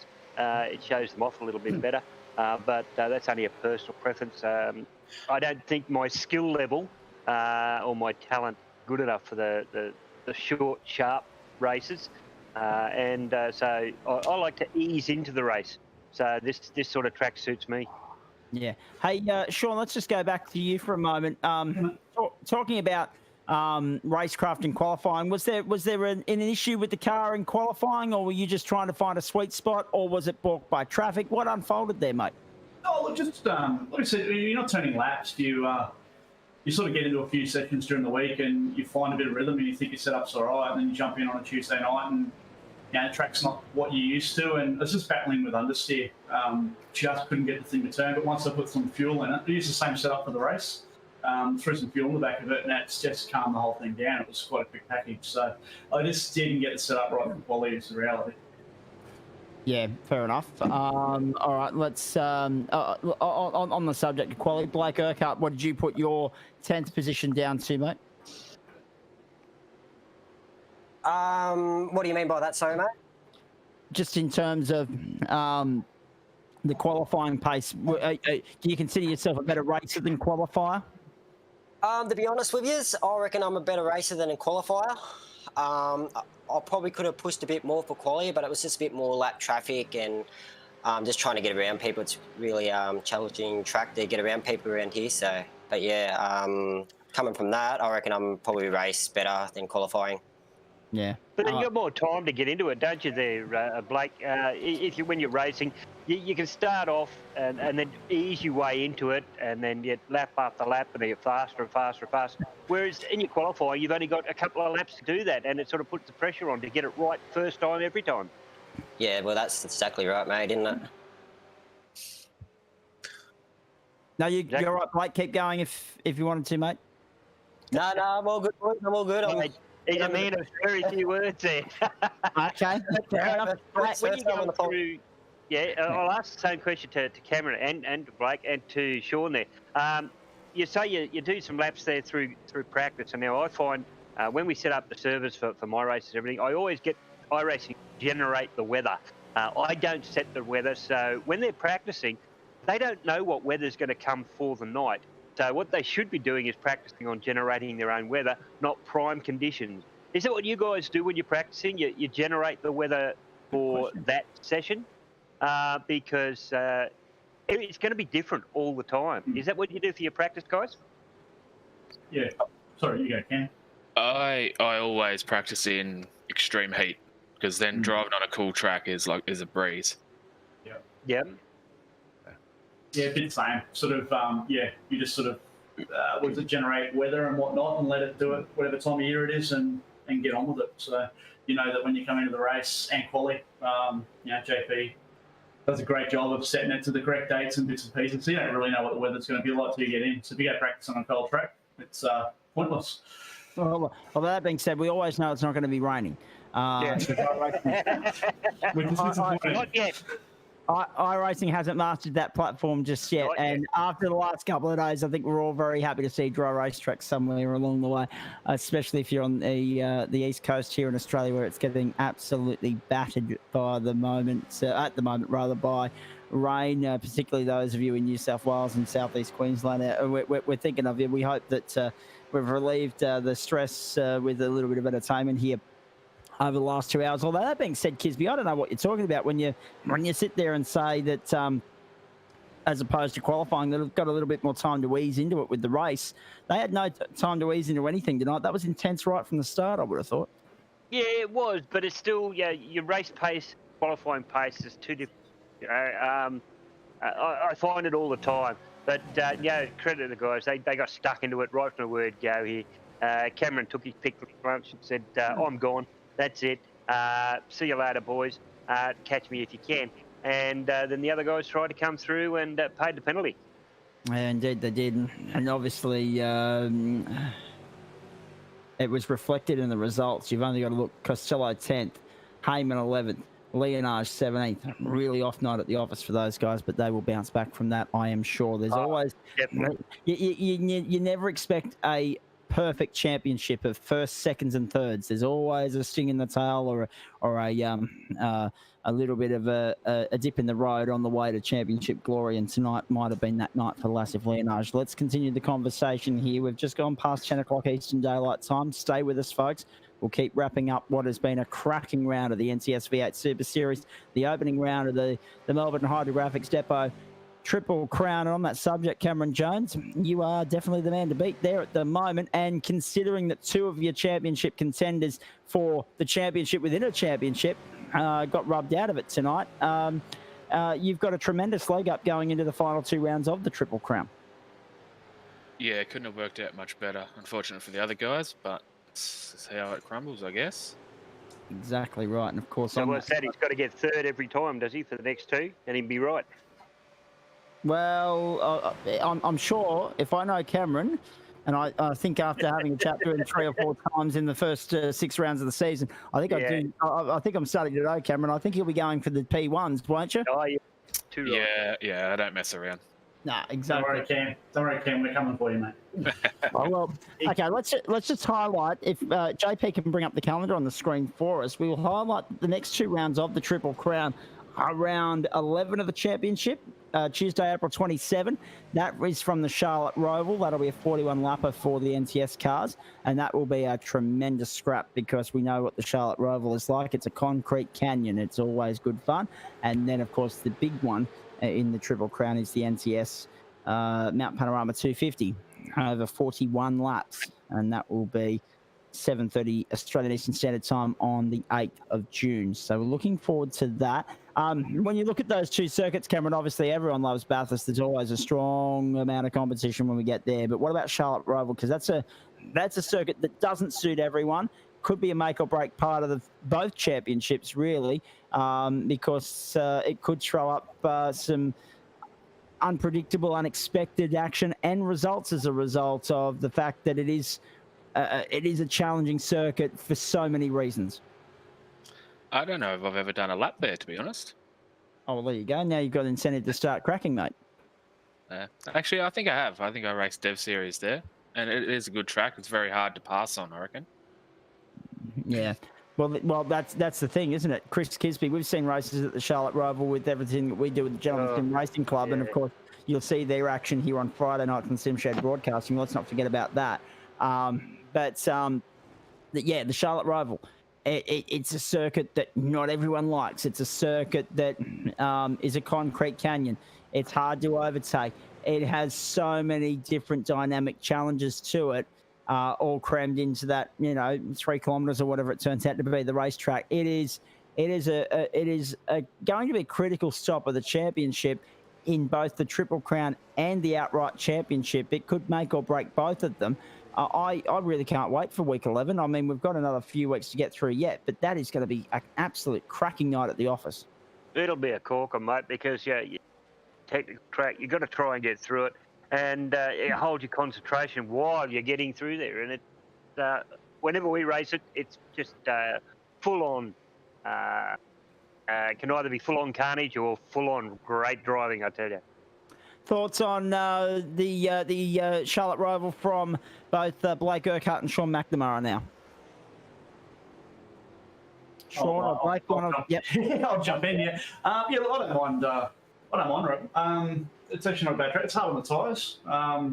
Easy to make mistakes, and obviously the setup's a bit funky, but I actually don't mind it. It's a bit of a different track, bit of fun, undulation, and we'll send it and see what happens. Blake? Yeah, I reckon it's going to be good fun. I love oval, so I reckon we try to get up there with the boys and try to have fun. No, it'll be great fun. Looking forward to it immensely. Now, let's talk strategy here, boys, because we can just see the first round of pit stops unfolding on the replay here on your screens, ladies and gentlemen. If you're just joining us, round 6 is in the books. Cameron Jones has got the job done here at Watkins Glen. Started third on the grid, won by 19 seconds. Pole has been a bit of a curse so far, I think, if memory serves, in the NTS Championship. There haven't been too many weeks where pole sitter has converted into race victory. Tonight's another one of those. Cameron, I won't really necessarily have to come to you on this, so feel free to just sit back and relax.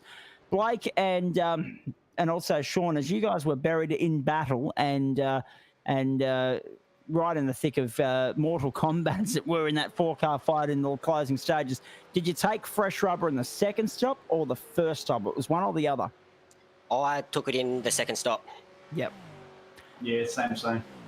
So you guys went for 20 laps on the first set, which meant that they would have been really a bit of a handful in the closing stages of the second stint, and then came in for a quick splash and dash, and also obviously to get yourself home on a fresh set of tyres. So, and that would be, I'd say, the difference between you and Alex Court there. I think if we're serious, I think Court might have taken him in the first stop without knowing, without confirming.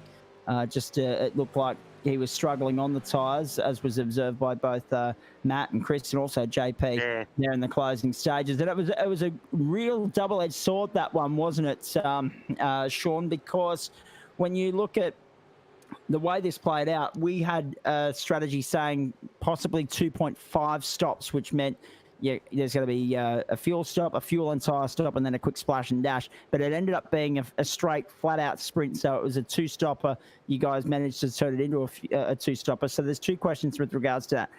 Obviously, it was either run 11 laps on a fresh set and then 17 laps on a fresh set, or run 22 laps at most on a fresh set on the first set and then run 6 on a fresh set. And 2, was there any fuel saving involved in any of that to make it a 2-stop race, or were you pretty comfortable with that from the outset? No, I think we were pretty comfy, but it did create a bit of questioning whether or not you went a few laps early. I think it was more of a sort of tonight a tyre race and a sprint race. Obviously, the less fuel on quicker you are, the harder you're going to use the tyre. But I know for me, in the first stint, I was happy just to sit in slipstream and conserve some fuel. Tyres were good at the end of the first stint, so I had no dramas keeping them on for the second. But actually overfueled by 11.5, 2 laps in the second stop, which is what just hurt me a bit there. But yeah, I think there was no big fuel saving, but it was more of a tyre race tonight. We have championship points ready to show you in just a moment, folks, but I've been holding off on that for a while because I wanted to get the boys' thoughts on the Triple Crown stuff first. Now that we've got that out of the road and we can start looking ahead towards next week, there are the championship points, and have a look at it now. She's a spicy meatball, ladies and gentlemen. Rainer Costello's closed his deficit, but he's been leapfrogged by Cameron Veacock. So 868 plays 859, 812, 812 for Rainer Costello, 805 for Cameron Jones. Alex caught there as well on 803, so 65 points separates the top 5. And when you factor in that Veacock, Jones and Court ended up in the top 5 tonight, and Costello and Leonage didn't, when you look back at the championship at the end of the season, is this a defining moment of the season? As far as the Triple Crown is concerned, yes, Leonage and Costello are on the back foot. But as far as the outright thing is concerned, they've been brought back to the pack tonight. 9 points the advantage, Leonage to Veacock. Outside the top 5, Blake Urquhart's jumped up nicely into 6th spot. Ben Morris is 7th. Chris Island, Alan Dawson and Dean Powell make up the top 10 over the page. 6:41 for Darren Caldwell. Then Craig Newell is only 5 points away and 1 point ahead of Ash Davis. 3 points then back to Jacob Brewer. So 11th through 14th is separated by just 9 points. Again, I highlight what I said halfway through that race there, folks. There are battles everywhere you look in this NTS V8 Super Series. Now, just on that note, sorry, JP, can we go back to that previous slide there just so we can run through 16 through 20? Because that's the top 10. We had 11 through 20. Craig Schultz was 15th. I didn't get to mention him. Robert Crisdale, after a shocker tonight, slips to 16th. Scott McCune, Daniel Schultz, Steve Villa and Chris Barnes make up the top 20 at the moment. Right, that'll keep scrolling through at its own leisure now. Just confirmation as well that Alex Court took tyres on his first stop as well for you, ladies and gentlemen. So that would explain why he was slipping off the pace. Good roving reporting there, Jack. Great work from JP and Chris Kisby as well, and everybody else that's involved in the roving reporting here. And thanks to JP for forwarding that message through. And that just confirms what Matt had suspected when he was with us in the commentary box, Chris, that Alex may have taken. And see, that's why we've got you blokes on board, because I can call the cars and the positions and that sort of stuff. But when it comes to the technical grasps of iRacing, I am nowhere near in the same vicinity or wheelhouse as the rest of you.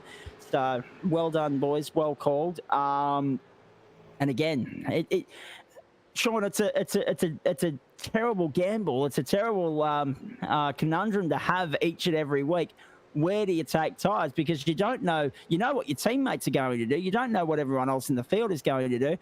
And it's a damn if you do, damn if you don't situation, because you've got to try and run your own race, but you've also got to try and factor in that you might not be able to run your race the way you want to based on the strategy selections of those around you. And that shakes up the whole situation, doesn't it?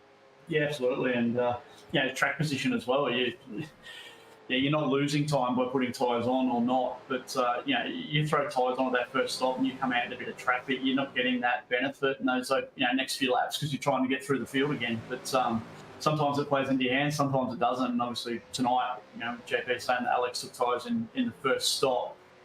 Deg's fairly high at this track, so he obviously just couldn't hold on there and struggled at the back end pretty bad. But it's a gamble each week. It's all part of the fun and all part of it. You wish you had eyes and ears in the pits, seeing if tyres were going on and off cars, but we don't have that luxury, so it's good fun.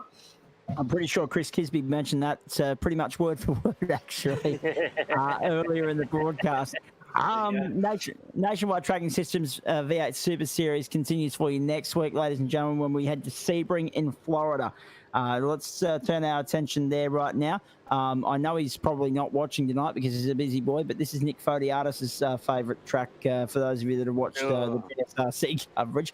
And I mean that in the most sarcastic way imaginable, because that's good. He is very passionate about how much he dislikes the circuit. However, it's our next job as far as the Nationwide Tracking System series is concerned. In fact, while we've got it up on screen there, Thursday night's missing at the moment, but Wednesday night, of course, is the Goodyear V8 T2E series, and Friday night is the Gentleman Sim Racing Club Friday night 2-up doubleheader for you. And this week we've got IndyCar from Barber Motorsport Park. So if you're not doing anything on Friday night, I guarantee you that's where you need to be. That's where you need to be. A few of them are going to like that one too, apparently. Oh yeah, I encourage you to get your backside trackside to watch that, ladies and gentlemen, on Friday night. He's coming in on that one. After what we saw last Friday night. Fireworks have ignited in that championship. There's a lot of going on behind the scenes, and yeah, it's going to be well worth the price of admission. Don't worry about that. Looking forward to it. In the meantime, let's continue the conversation here and turn our attention towards Sebring with Cameron Jones, Sean McNamara, and Blake Urquhart. I might start with the man of a few words in Blake up there. And what are you thinking about Sebring, mate? What's your game plan now towards the end of the championship? Yep, 11 weeks to go, long way out, but you got to start thinking long game here, because you are in the top 10 of the championship, and a few more good performances, you might be pushing towards the top 5 before the end of it. Yeah, I'm going to try for the top 5 finish, if I hope. Sebring, I don't really... It doesn't get along with me. It's not my friend. So it's going to be like I did with this track. It's just going to be pumping laps after laps. I did about 300 to 400 laps this week on this track. So if I can do the same for next week, I'll be stoked to be in the top 5 for next week. What is it about Sebring that's the problem? I mean, Nick doesn't like it. You're saying it's not your favourite track. I have it for VRS Enduro this week. So, and we'll get Cameron and Sean to put their comments in too. What is it about Sebring? I just don't like it with a V8, to be honest with you. It's not a V8 track. I think it just smacks off the camber a little bit. I just can't drive it around there. I just get too bouncy and I'll just go off the track. With any other car I can drive, but when it comes to this, game over with me. But yeah, I'll give it a hot crack, as I said, and try to keep up with the big boys. But if not, stuff happens. And, not in it, you can't win it. That's it, mate. That's it. And to be fair, I mentioned this when Nick and I Nick begrudgingly talked us through a lap of Sebring a few weeks ago when we had a GT3 race there. That's how much he doesn't like the circuit. But it is noted that, as I go to Sean McNamara, there are a couple of, for lack of better words, dicky corners on that track that do make it tricky getting in and out, particularly around the back section of the circuit. You've got a couple of hairpins into chicanes straight away. There are a couple of little dicey sections of that circuit, apart from all the long, free-flowing straights and corners. Yeah, spot on. You can you get the car pretty balanced through the longer sweeping things. But yeah, it's those point-and-shoot corners that these things don't like, and pulling them right up and then trying to get over the curb nicely to be able to get on an exit out of those types of corners is that's the biggest challenge. If you can get the drive traction right, she'll hook up and go. But yeah, they're not. It's the supercars are suited real well. So it's a good fun track and a bit of character, and there'll be plenty of little mistakes, I think. So it'll be an interesting race. It certainly will. I mean, what are your thoughts on Sebring as a whole, mate? Because obviously, again, not everyone's favourite circuit. Do you actually like the track? Yes. I say that extremely look, yeah, I think any track that you're not a fan of to start with, you become a fan of, because like Blake said, you just turn laps. So I think any track with a bit of character, it's not your typical favourite one, but it challenges you. So yeah, from that context, on that subject, when Blake said something about 300 to 400 laps worth of preparation, that's a lot of dedication, a lot of time to put into what is essentially a non-sheep station sort of thing. We're not racing for $1 million here and all that sort of stuff, but it's a lot of time to put into 1 hour of your week. How much time and preparation do you put in on a weekly basis, Sean? And then I'll ask a follow-up question from that. Yeah, look, certainly this season, last season, nowhere near as much. I'll probably spend maybe 5-6 hours in the seat, if that. Go back 2 seasons when I won the NTS. I think it was season 2. I reckon I was doing 12, 14 hours.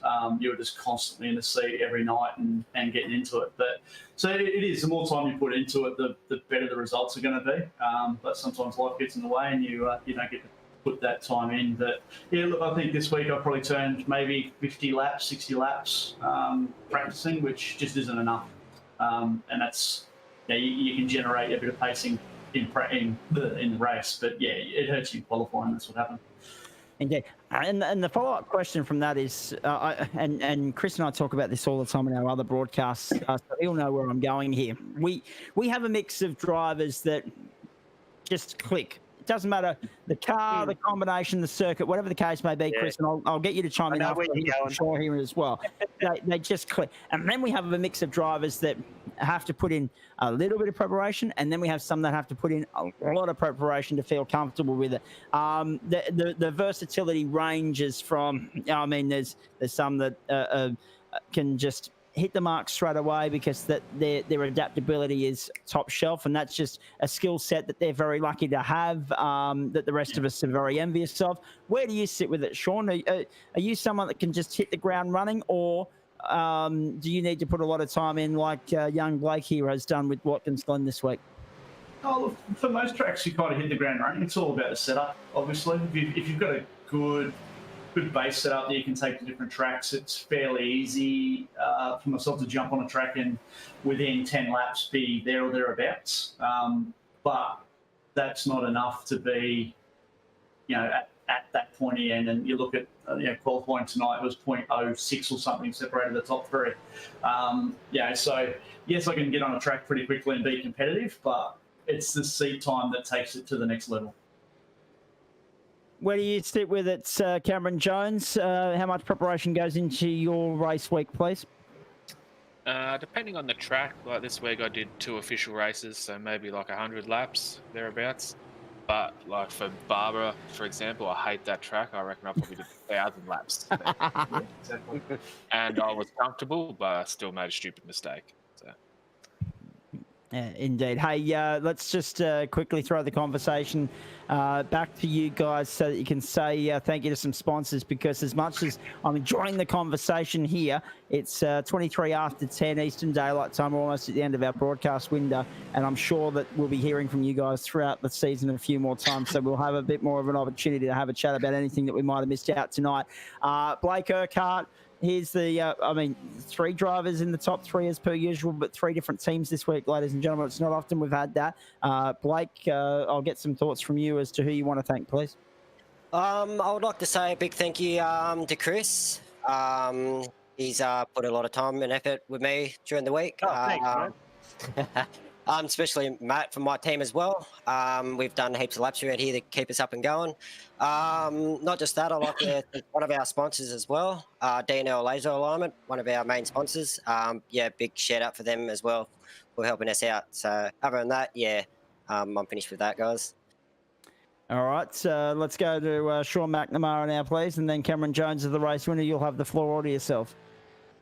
Yeah, thanks, guys. Shout out to the boys, obviously, in 95 Sim Sport for all their support and so forth. SRT Australia, Racecraft Simulations, Racing Ears, Custom Ears Protection, RSW Graphics for our wicked liveries, AD 3D printing services, Cutting Edge Tracks, and of course, Zach, Chris, and JP for everything that you guys do every week, and NTS and all the sponsors on board for the series as well. So thanks to everyone. You're most welcome, Cameron. 2 round wins for you so far this season. It's starting to look good, and already obviously showing, or reflecting rather, on the championship leaderboard. It's in no part due to the great support from the people that you're about to thank right here, right now? All right, let me get this list up. Yeah, here we go. Here we go. I gave him a very good lead in, and then he's still waiting for. Oh dear, come on, Cameron. I'm still eating my Uber Eats. All right. KCLD Cleaning, Germani Trophies and Engraving, Origin Graphics, 87 Creative, JR Products and Media, High Performance Videos, Harab, Adrad, Natrad, Valvoline, Too Easy Finance, West End Mazda, and Parramatta Isuzu Ute. And I better shout out to my teammate for keeping me a cool head, even though I think I had to keep him cool this race. Yes, He was getting very excited and angry at the same time. He, I could imagine, because he was right in the thick of that. And let's be fair, at one point there it was looking like a Team 1-2 was on the cards, and it ended up being a Team 1-4. So I can understand why he would have been a little bit frustrated, no doubt about that. Kisby, it's been a phenomenal night of entertainment. Anything that you want to ask these guys? Anything that I might have left out before we sign off here and wrap things up and look ahead? No, I think we covered most things in the broadcast there, mate. The only thing I'm sorry about is we didn't get that chance to have a little banter through the race. It was just full on all the time. Great racing for you guys. It was a real pleasure to watch you. Thanks for the entertainment, because without you guys, us guys wouldn't be here. So thank you very much. Banter is part of the broadcast. I'm sure there's something in the next 3.5 minutes. If you've got something, throw it my way. No, I'll leave it to gentlemen's night. I think the gentlemen's will be. I think I'll enjoy it more. Yeah. Good on you. I know exactly where you're going to. So that's it's been an interesting few days. If you follow me on socials, you know exactly what I'm talking about. Well, I had to have a giggle. I had to have a giggle through the stuff here, because I did watch you in your live sessions on Facebook, and you always turn around and say that you've got a great face for radio. Well, mate, you're not that bad. The whole problem is that you don't know how to stand still in front of a camera. Never have. He reminds me of an Italian. He's sitting there and he'll go off, and away his hands will go, or he'll be looking over here, or he'll be looking over there. How he looks at the screen while he's calling those races and keeping it going is beyond me. So I was having a bit of a chuckle there. So there's a little insight behind Zach Caven for your viewers. Can I just say as well that it takes a tremendous amount of self-control to actually sit here and commentate the Gentlemen's Sim Racing Club racing or the Sim Shed broadcasting stuff as well, because normally when you're in a commentary box, you've got a handheld microphone and you've got a lot of lead up your sleeve, or you've got a set of headphones with the microphone attached to it, and you've got lead and you've got leeway to move around. At home here, thanks to our good friends at West Bremer Radio, I have a lead on a microphone, but the microphone itself is attached to a mic stand, a very small mic stand that only sits on the desk. So I don't actually have the chance to do that usual thing of moving around. I actually have to sit still for a change in my life. It's always been an issue. I tell you what, when I come to help broadcast with you, co-broadcast with you at Lakeside there, I want you to supply me with a racing helmet, please. Yes, righto. We'll sort something out, I am sure. And the other thing too, as well, I took a leaf out of the great, and of course the late great Murray Walker's book. I mean, how sad was that a couple of weeks ago? I mean, it was hardly unsurprising given that he was 97, but still a tremendous loss to the world of motorsport.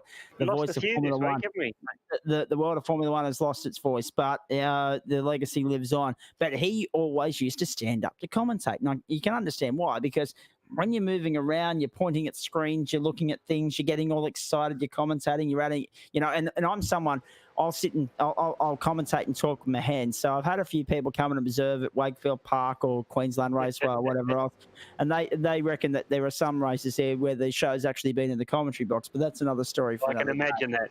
Oh dear. Hey, on the subject of sponsors, we should pay some bills as well and say a big thank you to all the people that helped put the SimShed Broadcasting into SuperSeries together. I'm getting excited about tomorrow night. Don't worry about that. Let's thank all these great people here, of course. Melbourne Hydrographix Depot, the naming rights sponsor of the Triple Crown. Track Cams for Gourmet for the track camera packs. Our round naming rights sponsors, Hybrid Racing Simulations, TJM Parramatta, Dragon RC and Abritzi as well. And, of course, co-naming rights sponsors in Racecraft Simulations and Blue Stampede Labour Hire. And also the Nationwide Tracking Systems team as well for their ongoing support of this great championship. As far as SimShed Broadcasting's coverage of motorsport in the virtual world is concerned, it continues tomorrow night for you with the latest round 6 of the V8 T2E series for Goodyear Auto Care Rarana. It is from this same venue. It is 8:30 Eastern Daylight Time. Join JP and Aidan Schultz for that one, and of course Matt Davis back on deck next week. JP and I are back on Friday night. Kisby will be here as well when we bring you Friday Night Motorsport, the 2 Up for the Gentlemen's Sim Racing Club, the doubleheader with Friggy Friday first cab off the rank. I won't be with you in the box for that one because I don't want to stretch the friendship with the people at the Criterion Hotel in Warwick, where I've actually got a broadcast from this Friday night. I feel sorry for the people in the adjoining rooms already. Fair dinkum. I mean, at least here in Leichhardt, I've got grass and barriers and everything else separating me from the neighbours and everything else. As long as I don't leave the windows open like I did a couple of Fridays ago, they're okay. And they don't hear me. But on Friday night, the walls in hotel rooms, I don't know if you've noticed this over the years, but they're usually very thin. So there's a few people that are going to get their show with their stay at the pub. I'm going to leave that one alone. Yeah, 100%. But good luck to them. I will jump in for the IndyCar race, however, because that series has been absolutely phenomenal so far in 2021. And that is from Barber Motorsport Park, round 9 of 10. Make sure you join us for that. And, of course, all the action getting underway from 7:45 Eastern Daylight Time. The V8 Super Series for NTS continues next Tuesday night, 8:30 Eastern Daylight Time, when we head to Sebring International in Florida. So we stay on the east coast of America at least for another week, and looking forward to seeing what might unfold there. Round 7 of 17. And if it's anything like tonight, well, by gee, we won't know where to start when summarising all of it once more. But it's been great fun for the night. It's been tremendous entertainment. No shortage of stories to tell. A few hard luck stories, a few good luck fortune stories as well coming out of all of that, and a couple of chapters and verses that we'll need to revisit at the end of the season, because it was an off night for Leonage and Costello and Heyman and a couple of others. But in the end, Cameron Jones, the cream rose to the top as per usual, and he bolted clear to win by 19 seconds from Blake Urquhart and Sean McNamara. I hope you've enjoyed it at home. That's it from us for Tuesday night. We really hope you've enjoyed it, and we look forward to doing it all again. SimShed Broadcasting's coverage of the opening season of iRacing continues for 2021. It continues tomorrow night with the T2E series from the same venue, and we look forward to your company Friday for IndyCar and next Tuesday, of course, for more NTS action. On behalf of Matt Davis, Chris Kisby, and the team, thanks for your company, everybody. I'm Zach Caban. Have a great night. Bye for now. Good night from him.